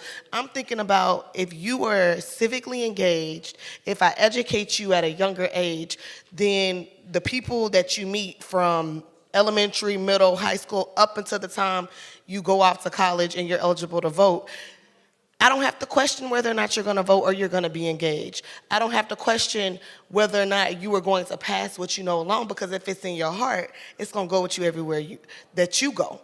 And so I think that's really important, just to understand that we need to stop thinking about it in future terms and thinking about it in present tense and making sure that they have the support that they need to be successful, because they're there. They just need to know that we support them and that we're going to give them the tools to be successful. Thanks, Agnes. I'm really glad that you brought up information and how it's disseminated, because I want to ask you all something about that. But first, with respect to your constituents, the groups that you work with, and specifically and younger people generally, what strategies for voter engagement are working? And what are some of the things that you'd like to try? So I figure let's start with the Morehouse man. Yeah, well, this one specifically, talks to me because I came from the House. And when working as an intern on Capitol Hill with Rayburn, answering a lot of constituent calls, you can tell that the age is a lot older than what you would expect, and which means that the younger generation really doesn't know how to contact their representatives, meaning that they really don't understand the policies and the way that our government foundationally works. And so, especially with Morehouse and being in an all-men school, you really have to restore the hope and faith that the men have in voting. And like everybody's been saying in this panel, you really have to find the why as to why they want to act and why they want to move forward. And essentially, one of the main movers, which is always one of the main one of the main motivators usually is college tuition, which is really big for a lot of students, because while they want to push for the education that they want and they want to move towards new sites, they struggle financially to get that traction. And even when looking at both parties, Democrat and Republican, whenever younger generations try to look for subjects that are akin to them, they struggle to, because our current policies, not current policies, but our current politics are so outdated that they barely get shown on the new media sites that our generations are looking on. and we're unable to see the faces, such as our representatives, every single day. And so, like, some of the new methods that we need is we need to put newer leaders into these offices that understand how to use these multimedia modals such as Instagram, Twitter, and Facebook, so that they can reach out to these younger generations, so that these younger generations understand that there are people there for them that care. Because right now, we're in a state where we only see older faces, and with increasing tuitions, and as an econ major, lots of students talk about how prices increase and how everything's getting more expensive. But in reality, we need to unify and use our power together, because speaking economically wise, a lot of younger students don't understand the power of boycotting and how much retracting their spending power can do to affect larger companies. When looking at my grandfather, I mean, he had an operation known as Operation Wall Street, where he led a bunch of boycotts, which essentially put some of the first black men on Wall Street. And a lot of the younger generation needs to understand the power of retracting their purchases, along with, you know, trying to push for newer leaders in office. But. Anyone else? Lisa? I'm so glad that you mentioned sort of power and the way that, you know, the optics of how politics is run, because I think that there is a big myth around political power, and that it's sort of this super elite at the very top. It's very wealthy, and that's sort of where power and change is going to happen. But it's really the power of the masses and the people paying attention and the people flooding the streets, caring about issues, wanting to see change. Like, that's where change will happen. My organization is very involved in the ERA movement, and passing that, you know, through its current legal roadblocks. And it's like, you know, a lot of the change with regards to passing the ERA right now and getting it published isn't going to come from, you know, elected officials, you know, sitting in their ivory tower. It is people going into the streets, getting angry and young people especially, and people of color going into the streets demanding that this gets published, because it is wrong. It is wrong that we do not have the ERA published in our Constitution right now. And it is stalled by all parties, you know, all powers that be are responsible for that. And we have the power to go into the streets, get angry, say, publish the ERA, and expand the opportunity, especially for young people who are graduating and going into the workforce and going into education and having experiences where they are not equal, they do not have rights, they do not feel like this country is for them and that they can sort of make a difference, have a life. If I could just say something very quickly, it goes back to what I said towards the end of the last question, but I think it's really important to emphasize that we need to stop making young people feel like they only matter when they turn 18. I'm just gonna be honest with you. Once again, we keep focusing just on the polls, and yes, that is important, but it's so much more than just election day. It's about being civically engaged, and it's about actually being a valuable contributor to your community and your society. And you don't have to wait until the United States says you're old enough to voice your opinion at the ballot box to be a valuable contributor to society. And so I think that we really need to emphasize that, and we need to, first of all, let young people know you do matter, what you feel matters, and you as an impacted individual, you know, it's important for you to share what's happening to you. I remember I actually had an opportunity to go to one of the high schools in Evanston Township, and it was amazing. It was kind of like a speed dating for civic engagement. And a lot of these young people did not know that they could write their elected officials. They didn't know that they could actually write a witness slip when they go into the state legislature, when it's things that's impacting their community or their school.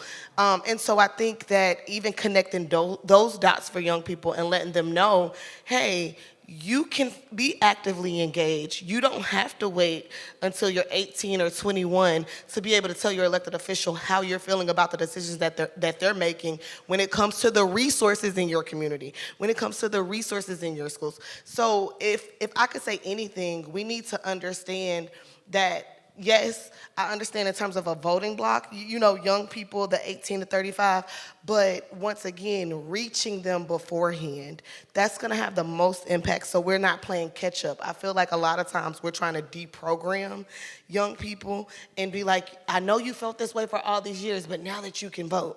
But if we let them know from the beginning, you actually have a voice and how you feel matters, and you can engage in this process in your own way, then that to me is what's gonna make a difference and ensure that when they turn 18, we're not having to convince them why they have to go to the polls. They already know that's my right that somebody fought for.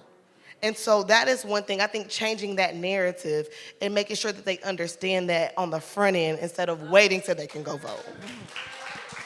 Absolutely. So, I mentioned this before to a couple of our panelists that I was mind blown. I was at a conference in Eastern Europe after the Berlin Wall fell, and the money that the US was spending on promoting civic participation among high school students was mind blowing. So, this is what we got to fight for. So people understand that, when you start early, have things like election day, holidays with the high schoolers running the polls, you're really setting yourself up for better participation. And I want to say, we have fallen away from public civic education. And I'm going to testify about something I know about. The way you get a Diane Nash is Hyde Park High School. She was corny as all get out about being an American and about democracy. And you can be a little cynical too. But, we got to fight for high school students to have access to how their government's supposed to work. So, thank you for that.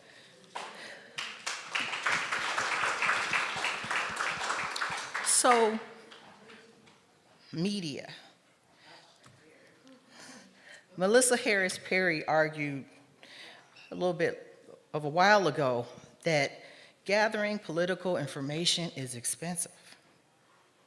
It takes a lot of time to read and stay well-versed, and when you're talking about working folks, how do people in communities where people don't have a whole lot of leisure time, how do they come up with, how do they gather information to participate in the process?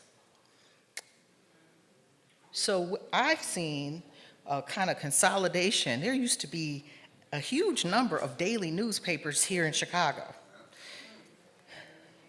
How do you all circulate high quality information and analysis?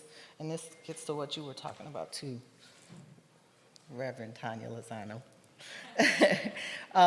And analysis among your peers and constituents. You were seeing, so that was a question, but I'm gonna just add on to it a little bit. There are efforts to ban TikTok. I have been heartened by being able to get direct news from Motaz and B-Sun about what they're seeing and what's going on. So there are many sources. So what's the role of media with young voters having access to the necessary information that they need to participate? Like, tell me about that. Tell me how it is, tell me how it should be. Well, I can start and go ahead. I believe that media is viewed almost as like a double-edged sword in a way. When you look at it, media can be used as a way to inform us, but the amount of misinformation nowadays that is spread online makes it almost impossible to find the correct information.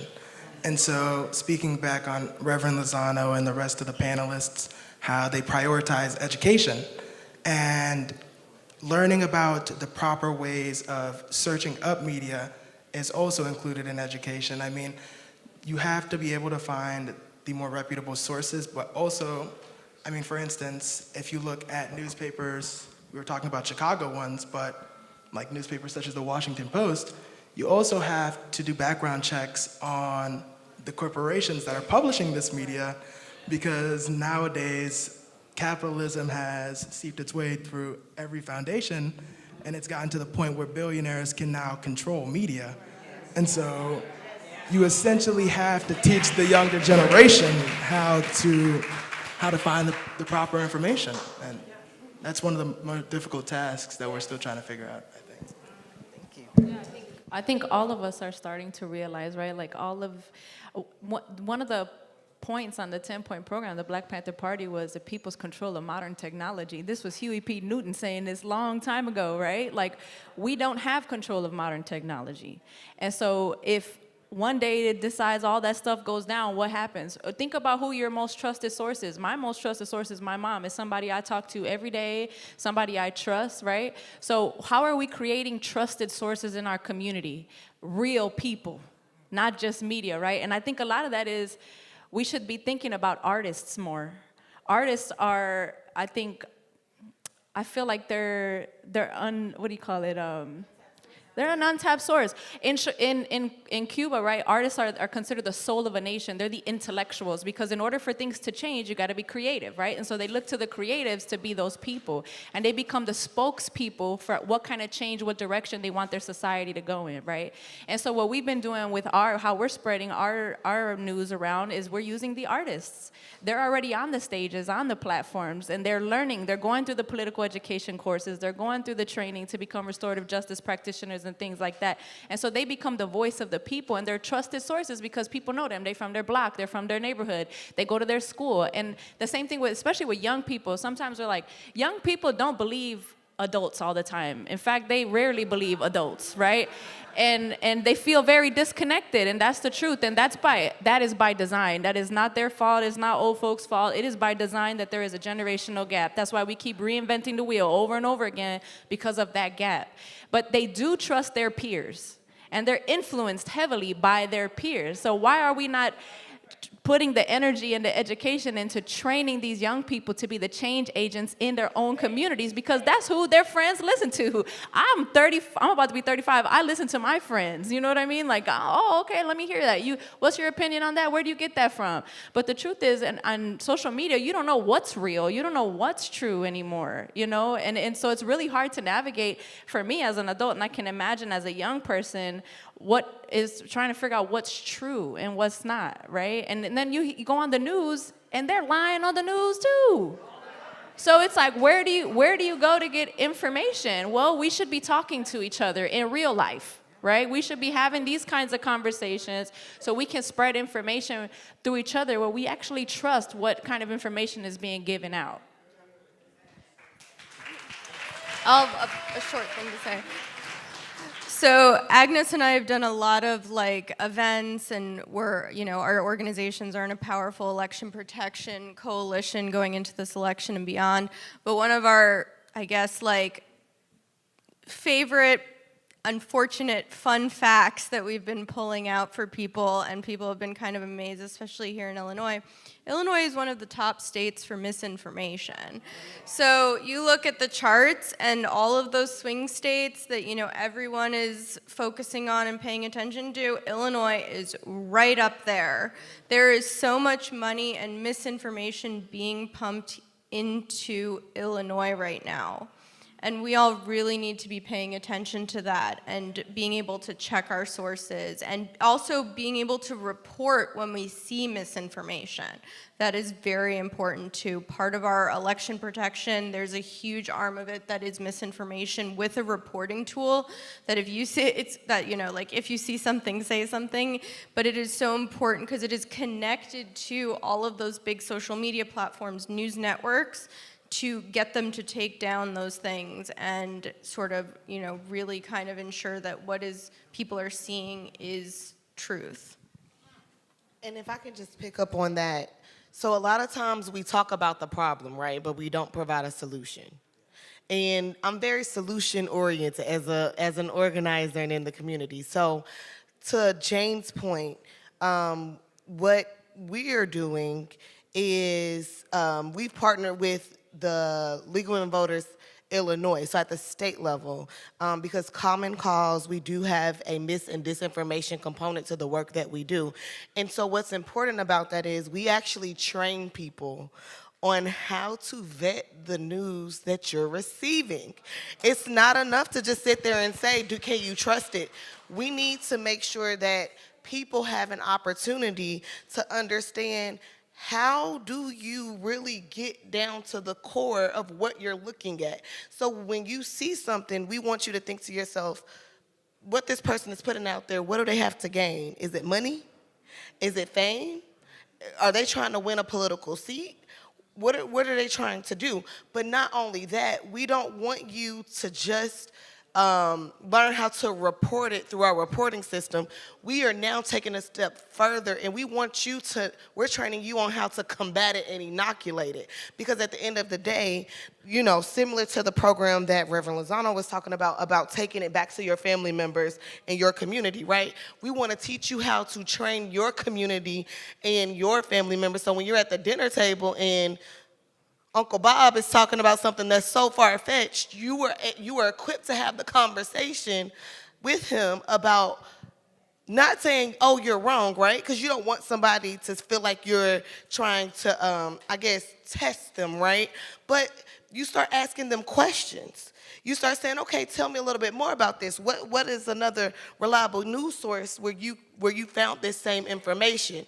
And so, once again, we know that this is an issue, but that is exactly why in our election protection program, it's going into this election cycle, we felt like it was so important. And I had to fight for this because Common Cause at the national level has their program. But I said, no, here in Illinois, we need our own program. We don't want national overseeing what's happening because we are the people here in the state that know the specific narratives that they target us with.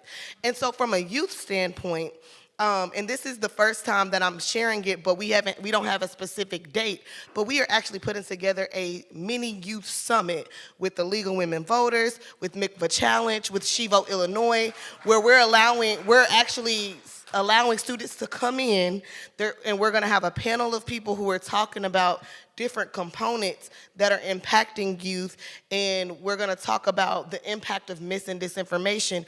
But beyond that, we're also going to have where students are able to be trained both in the election protection space, but also in mis and disinformation. And so, at the end of the day, it's important to not just talk about what the issue is, but to talk about how can we address it, right? And what tools are there so that we can make sure we don't fall victim to this mis and disinformation, because there's a lot of money in it, so we have to combat it. This is my last point about mis and disinformation. We know about the Russian interference in 2016. We know about election denialism in 2020. We know about what we have been seeing. Well, let me tell you what's unique to 2024, okay? In 2024, you have artificial intelligence. And when I tell you, it creates media at a rapid response, it's hard to keep up with. And Miss Betty and I have had so many conversations about this. It is scary, but I like to encourage people, don't be afraid of it. We need to learn these tools, because if the people that are the bad actors are using it for bad, we need to know how to use it for good. Because if we don't educate ourselves, I promise you, we're gonna be fighting a losing fight, because at the end of the day, you can't compete with technology. So we need these young people who are technologically driven. We need to educate ourselves on how to do it, because that's the only way we're gonna be able to combat it, because it's a lot of money and a lot of time and resources put into that. And so with that, I give it back to the moderator. Thank you. Man, I don't know about you all, but these young folks have me thinking about things I wasn't thinking about before. I really appreciate you all. Thank you so much. So we're going to close our panel out. We have some exciting things to do.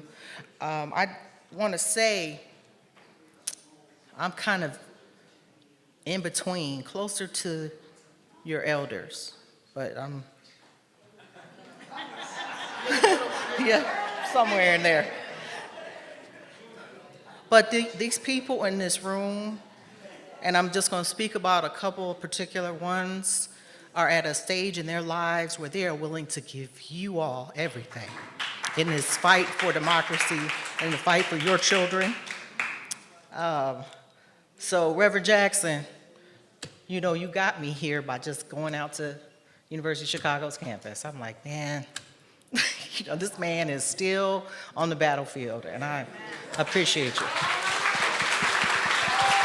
Yeah.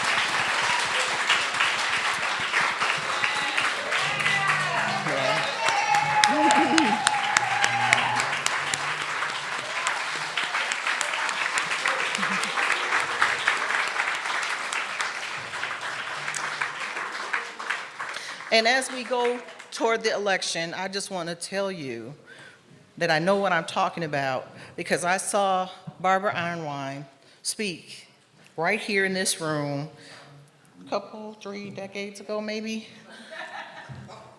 And she was herself, but there's this fire. And I'm like, what? And I've seen this before. So I was doing civic education in Somalia. And women's rights were a big issue as they were trying to put things together. And the women of a certain age, they were fierce. Their lives were being threatened. They would get on TV because they had decided that their granddaughters in particular, all their grandchildren, but their granddaughters were going to have a different life than was being offered to them at that time. So you all have the energy to be out in the streets. I recall this unfunded project called Count Every Vote 2004. This is how I know Greg T. Moore and Latasha Brown, who couldn't be here today. But I had 6 precincts to monitor, and all I had was a phone number that this lady made sure we had, an election protection hotline. So, you know, this is the place where we coordinate our efforts. There's some film from 20 years ago of us talking about, there's a meeting in the basement of Ebenezer Church in Atlanta, that there's not funding for the kind of building we need to do in between, but everybody there was there because where else would we be? Right? Where else would we be? So I'm just encouraging you, you know, while we're here, to connect with who you need to connect with, and difficult days ahead, but we've been here before, and we're going to be fine.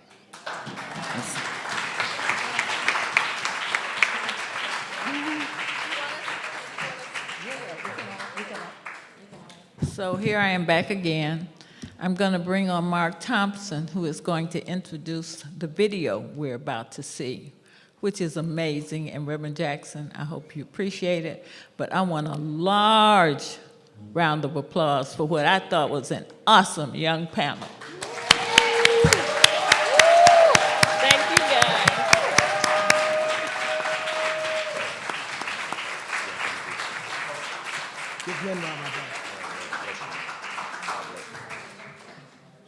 Let's hear it again for our youth panel.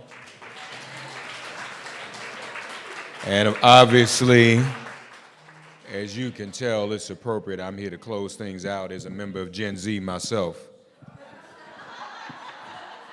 Amen. Reverend, I first met Reverend Jackson on Sesame Street when I was just a little boy. And then I met him in person at Shiloh Baptist Church in Washington, D.C. in 1983. And at that time, the campaign hadn't been mounted yet, but we had started the chant, "Run, Jesse, run." And everywhere we went, we were raising this question. It was so much excitement, and it was organic. I was literally just a teenager. And Reverend preached at Shiloh that evening. about just rocks laying around. How many of y'all remember that sermon? Here am I, send me. And that changed our lives, changed the Democratic Party. You would not have had a Geraldine Ferraro or Bill Clinton or Hillary Clinton or Barack Obama or Joe Biden. And you know, it's interesting, a lot of the states they talk about that are so critical, the battleground states, he was competitive in all of them before they were called battleground states. That's a terminology that's 20 years old. Michigan and Pennsylvania, folks were shaking. And it's interesting how far we've come, because it was pretty automatic for regular working class folks in Michigan and Pennsylvania to vote for Jesse Jackson. We sweat about it now, but back then, the party establishment was never, Jesse Jackson gonna get those votes, right, Linda? And that's some things we take for granted. That wasn't even that long ago. 84 wasn't even 20 years after Selma, Barbara. Wasn't even 20 years after Selma. And that was the first time we had the right to vote in the modern era. And so it just shows you how all of this comes together. Now people talk about the battleground states. We need to ask ourselves what happened. I remember when the Iowa farmers voted for Jesse Jackson. And Caucus and Mondale were nervous. And I remember when in the palm of his hand, he had the power to tell all of us to lead the Democratic Party. It was right there. And y'all know me, I was one of the ones encouraging it. I was enabling, let's do it. Let's go. Let's go. And he told me to stop misbehaving and get myself together. But we were ready to roll. And so it's really great to see everyone here reunified in this way to reminisce about this. And I'm thankful to have been raised under your wing in politics, Reverend Jackson. I'm so thankful for that. And thank you for being a mentor to me. And so there's, I don't know, let me just ask a question, family, just for fun. Which was your favorite convention speech? 84, how many people say 84? Raise your hand. 80, y'all with 84? I think I'm there too. How many say 88? Now that's interesting, Santita, because I find that to be true. I'm with you on 84, but for whatever reason, most people pick 88. That's interesting. Huh? Right, they came late. So we have now, there's going to be a special gift for Reverend Jackson later. After this, we now have a video, Betty, from the 84 speech. So from our favorite, please, once again, from 1984, 40 years ago. Can y'all believe 40 years ago? And nobody in this room is 40? Isn't that something? The Lord works in mysterious ways, his wonders to behold. I want to acknowledge Linda. Linda's known me since I was a kid. We're still celebrating the ascension of Sheila Jackson Lee. And I want to commend Linda for all the work she did to bring us to Houston to honor Congresswoman Sheila Jackson Lee. We miss her terribly because she was right there with us. All right, 1984, the Reverend Jesse Louis Jackson Sr. Hear ye him. Why do I fight to win second primaries and fight gerrymandering and annexation and that laws? Why do we fight over that? Because I tell you, you cannot hold someone in the ditch unless you linger there with them. Unless you linger there.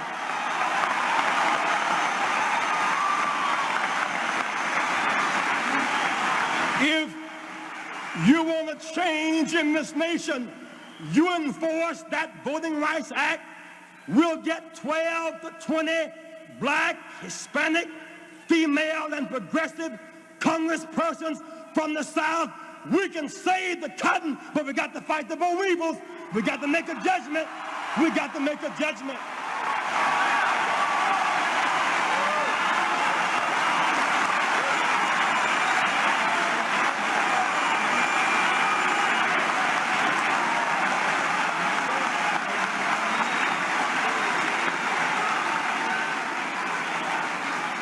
It's not enough to hope ERA will pass. How can we pass ERA? If blacks vote in great numbers, progressive whites win. It's the only way progressive whites win. If blacks vote in great numbers, Hispanics win. When blacks, Hispanics, and progressive whites vote, women win. When women win, children win. When women and children win, workers win. We must all come up together. We must come up together.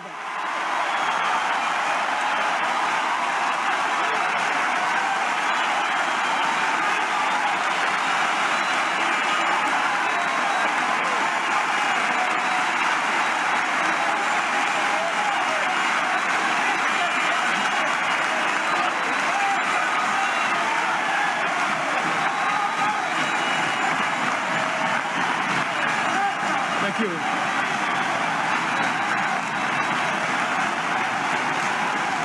I tell you, in all of our joy and excitement, we must not save the world and lose our souls. We should never short circuit enforcing the Voting Rights Act at every level. When one of us rise, all of us will rise. Justice is a way out.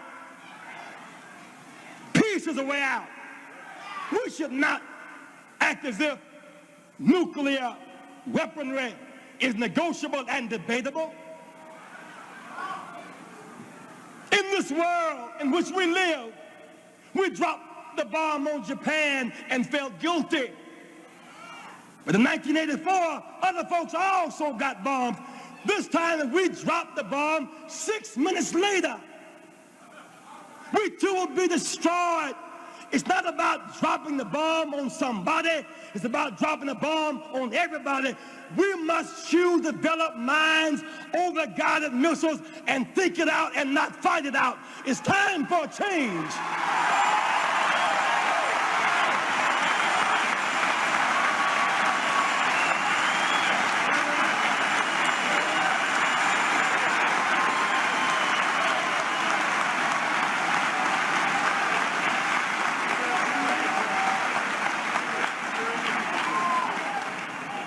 Foreign policy must be characterized by mutual respect, not by gunboat diplomacy, big stick diplomacy, and threats. Our nation at its best feeds the hungry. Our nation at its worst,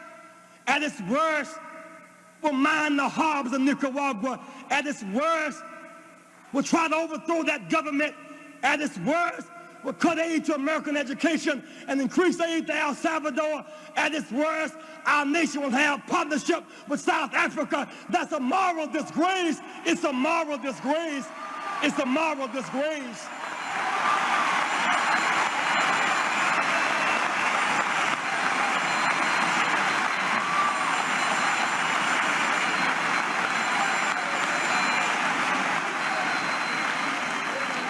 We look at Africa. We cannot just focus on apartheid in Southern Africa. We must fight for trade with Africa and not just aid to Africa. We cannot stand idly by and say we will not relate to Nicaragua unless they have elections there and then embrace military regime in Africa, overthrowing democratic governments in Nigeria and Liberia and Ghana. We must fight for democracy all around the world and play the game by one set of rules. Peace in this world. Our present formula for peace in the Middle East is inadequate. It will not work. There are 22 nations in the Middle East. Our nation must be able to talk and act and influence all of them. We must build upon Camp David and measure human rights by one yardstick. In that region, we have too many interests and too few friends. There's a way out. Jobs. Put America back to work. And use that money and provide jobs for our cities.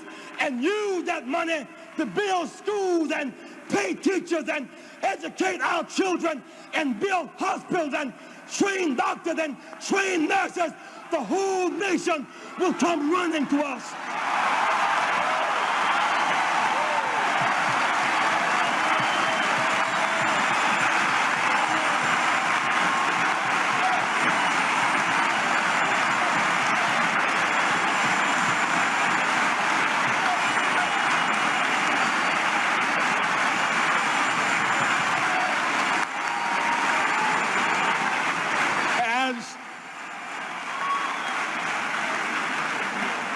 leave you now, and we vote in this convention and get ready to go back across this nation in a couple of days, in this campaign, I tried to be faithful to my promise.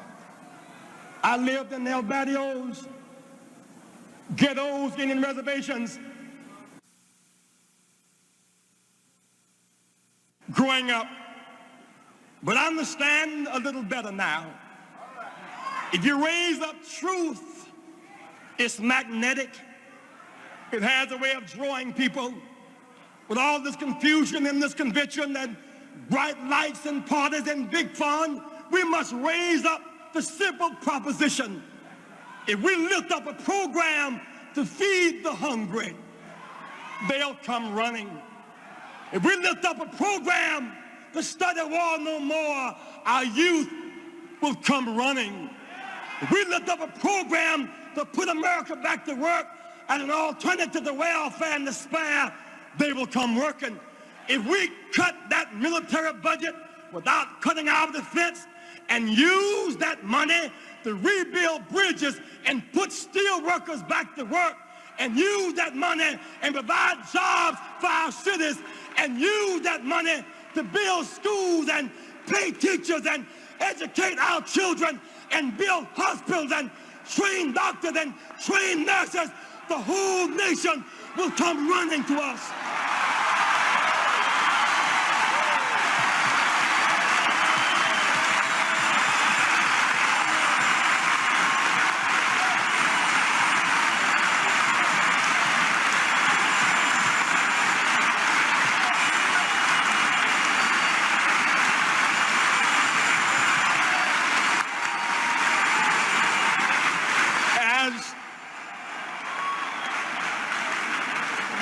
As I leave you now, and we vote in this convention and get ready to go back across this nation in a couple of days, in this campaign, I tried to be faithful to my promise.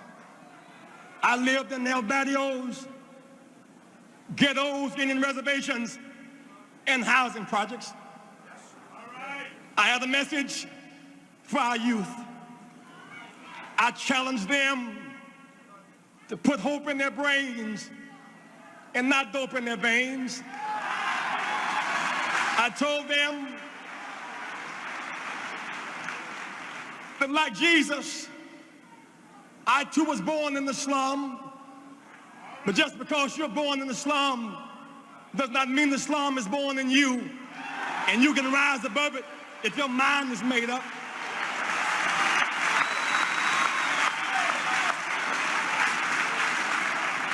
I told them, in every slum, there are two sides. When I see a broken window, that's the slummy side. Train some youth to become a glazer, that's the sunny side. When I see a missing brick, that's the slummy side. Let that child in the union and become a brick mason and build, that's the sunny side.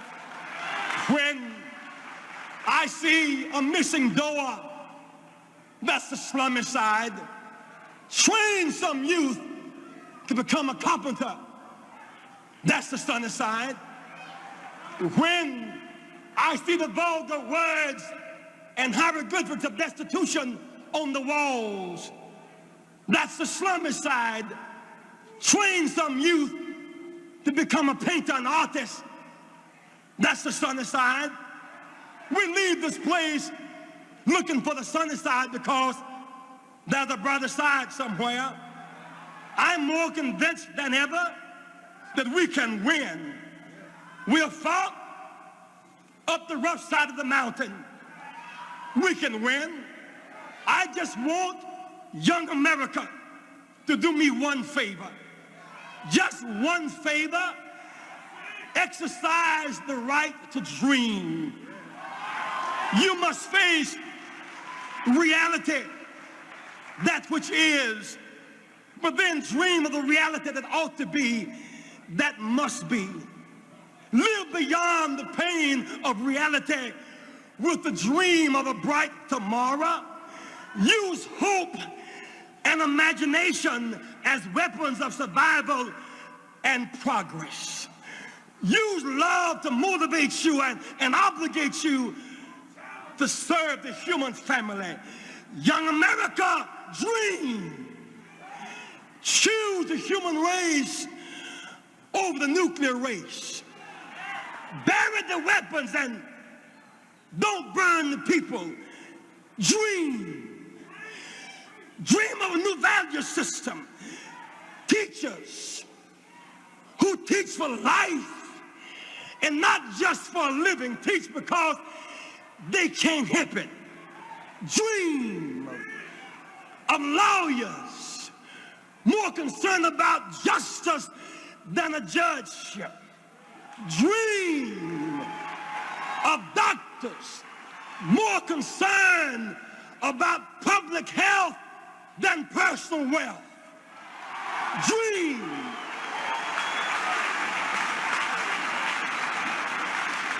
of preachers and priests who will prophesy and not just profiteer. Preach and dream. Our time has come. Our time has come. Suffering breeds character. Character breeds faith. In the end, faith will not disappoint. Our time has come. Our faith, hopes, and dreams will prevail. Our time has come. Weeping has endured for a night, but now joy cometh in the morning. Our time has come. No grave can hold our body down. Our time has come. No lie can live forever.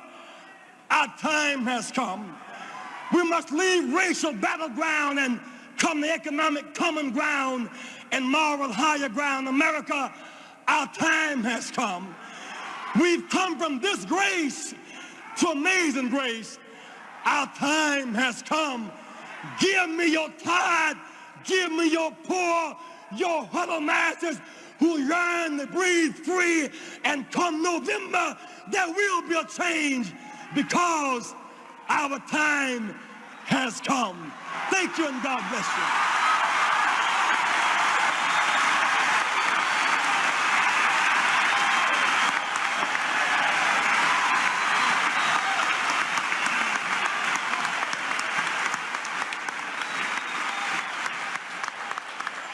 So, amen. So look, next year, as maybe a fun academic exercise, we'll do a workshop. We'll look at both speeches together and then decide. We'll exegete them, Santita. We'll do an exegesis and then see. Couple of quick notes. Did you all notice one thing that always strikes me about when I see this? You can tell the people in the audience who've never heard a black preacher before. The looks on their faces, mystified. I mean, they just let folks look like, gone, gone. And the other thing, on a personal note, Reverend Jackson was the first person, Todd and Cassius, I ever saw wear a tie bar. So guess what I did? I started wearing tie bars. That next spring, that was in November, that next spring, I took my high school graduation picture. Only one had a tie bar, because that was, so we was clean with them tie bars, Doc. They need to bring those back. A little bit of housekeeping. There's merchandise downstairs. The struggle continues. Please support Rainbow Push and purchase some of the memorabilia from 40 years ago and 30 years ago and beyond. Amen. Please, ma'am, please, sir.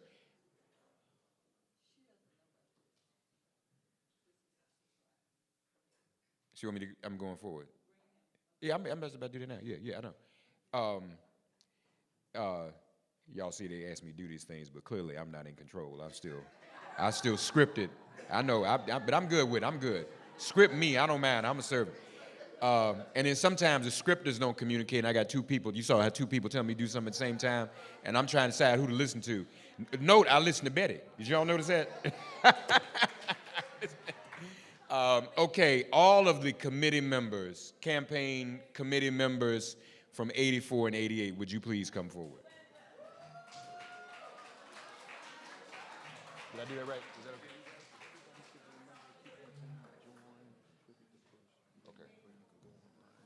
Okay. Do not leave here without becoming a member of PUSH. Join, contribute, please, man. Merchandise is here, but please join and contribute with your body. Y'all take pictures. Look how young everybody still looks.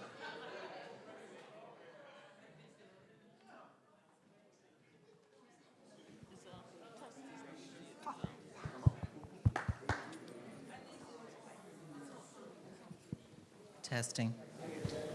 So, Reverend, they saw your speech in '84. Not yet. Come on, Janice. Come on, Axel. They saw your speech in '84, and we wanted to give you something, but we didn't know what. But then we thought, if you saw the people in '84, we'd give you a picture of '88. So here you go.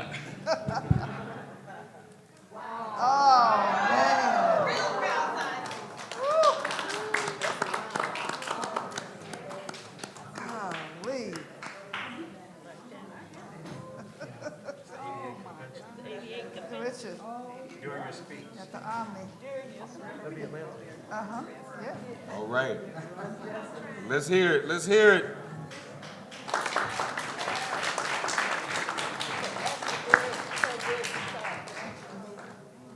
The movie. Is Greg Palast, you mean?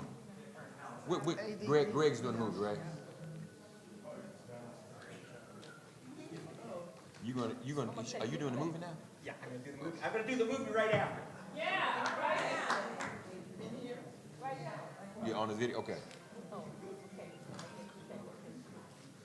don't know where we supposed to be looking. Yeah. Cassius, you got this? Tuesday for the movie, right after.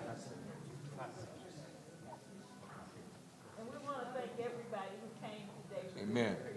Absolutely. Don't say I have to cry.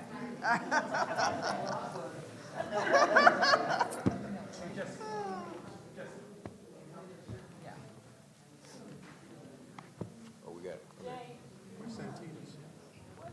Where's Santita? Y'all see Santita up there on the stage? What's she doing back there? Santita was in the 84. Yeah. Here comes Santita. Yeah, there you go. Right by your, in front of your dad, by your grandpa. Who is missing? Sit up a little bit. No, all the way up. I'll stand behind him. Okay? Yeah.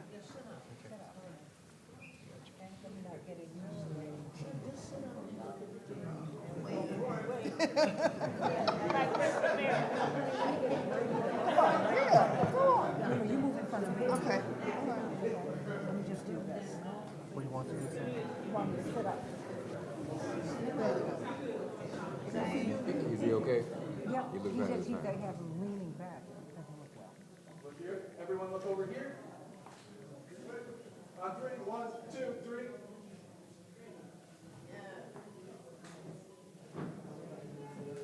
Fantastic. Over here, one more over here. We're not done. Over here. For the social media.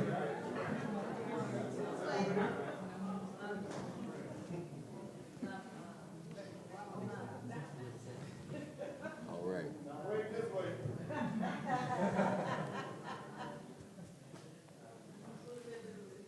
Amen. We good? All right.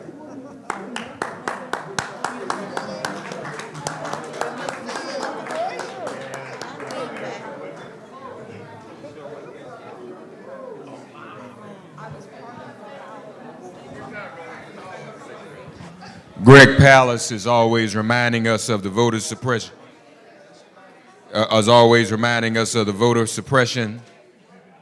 And so he's got a film. Greg, you going to introduce this?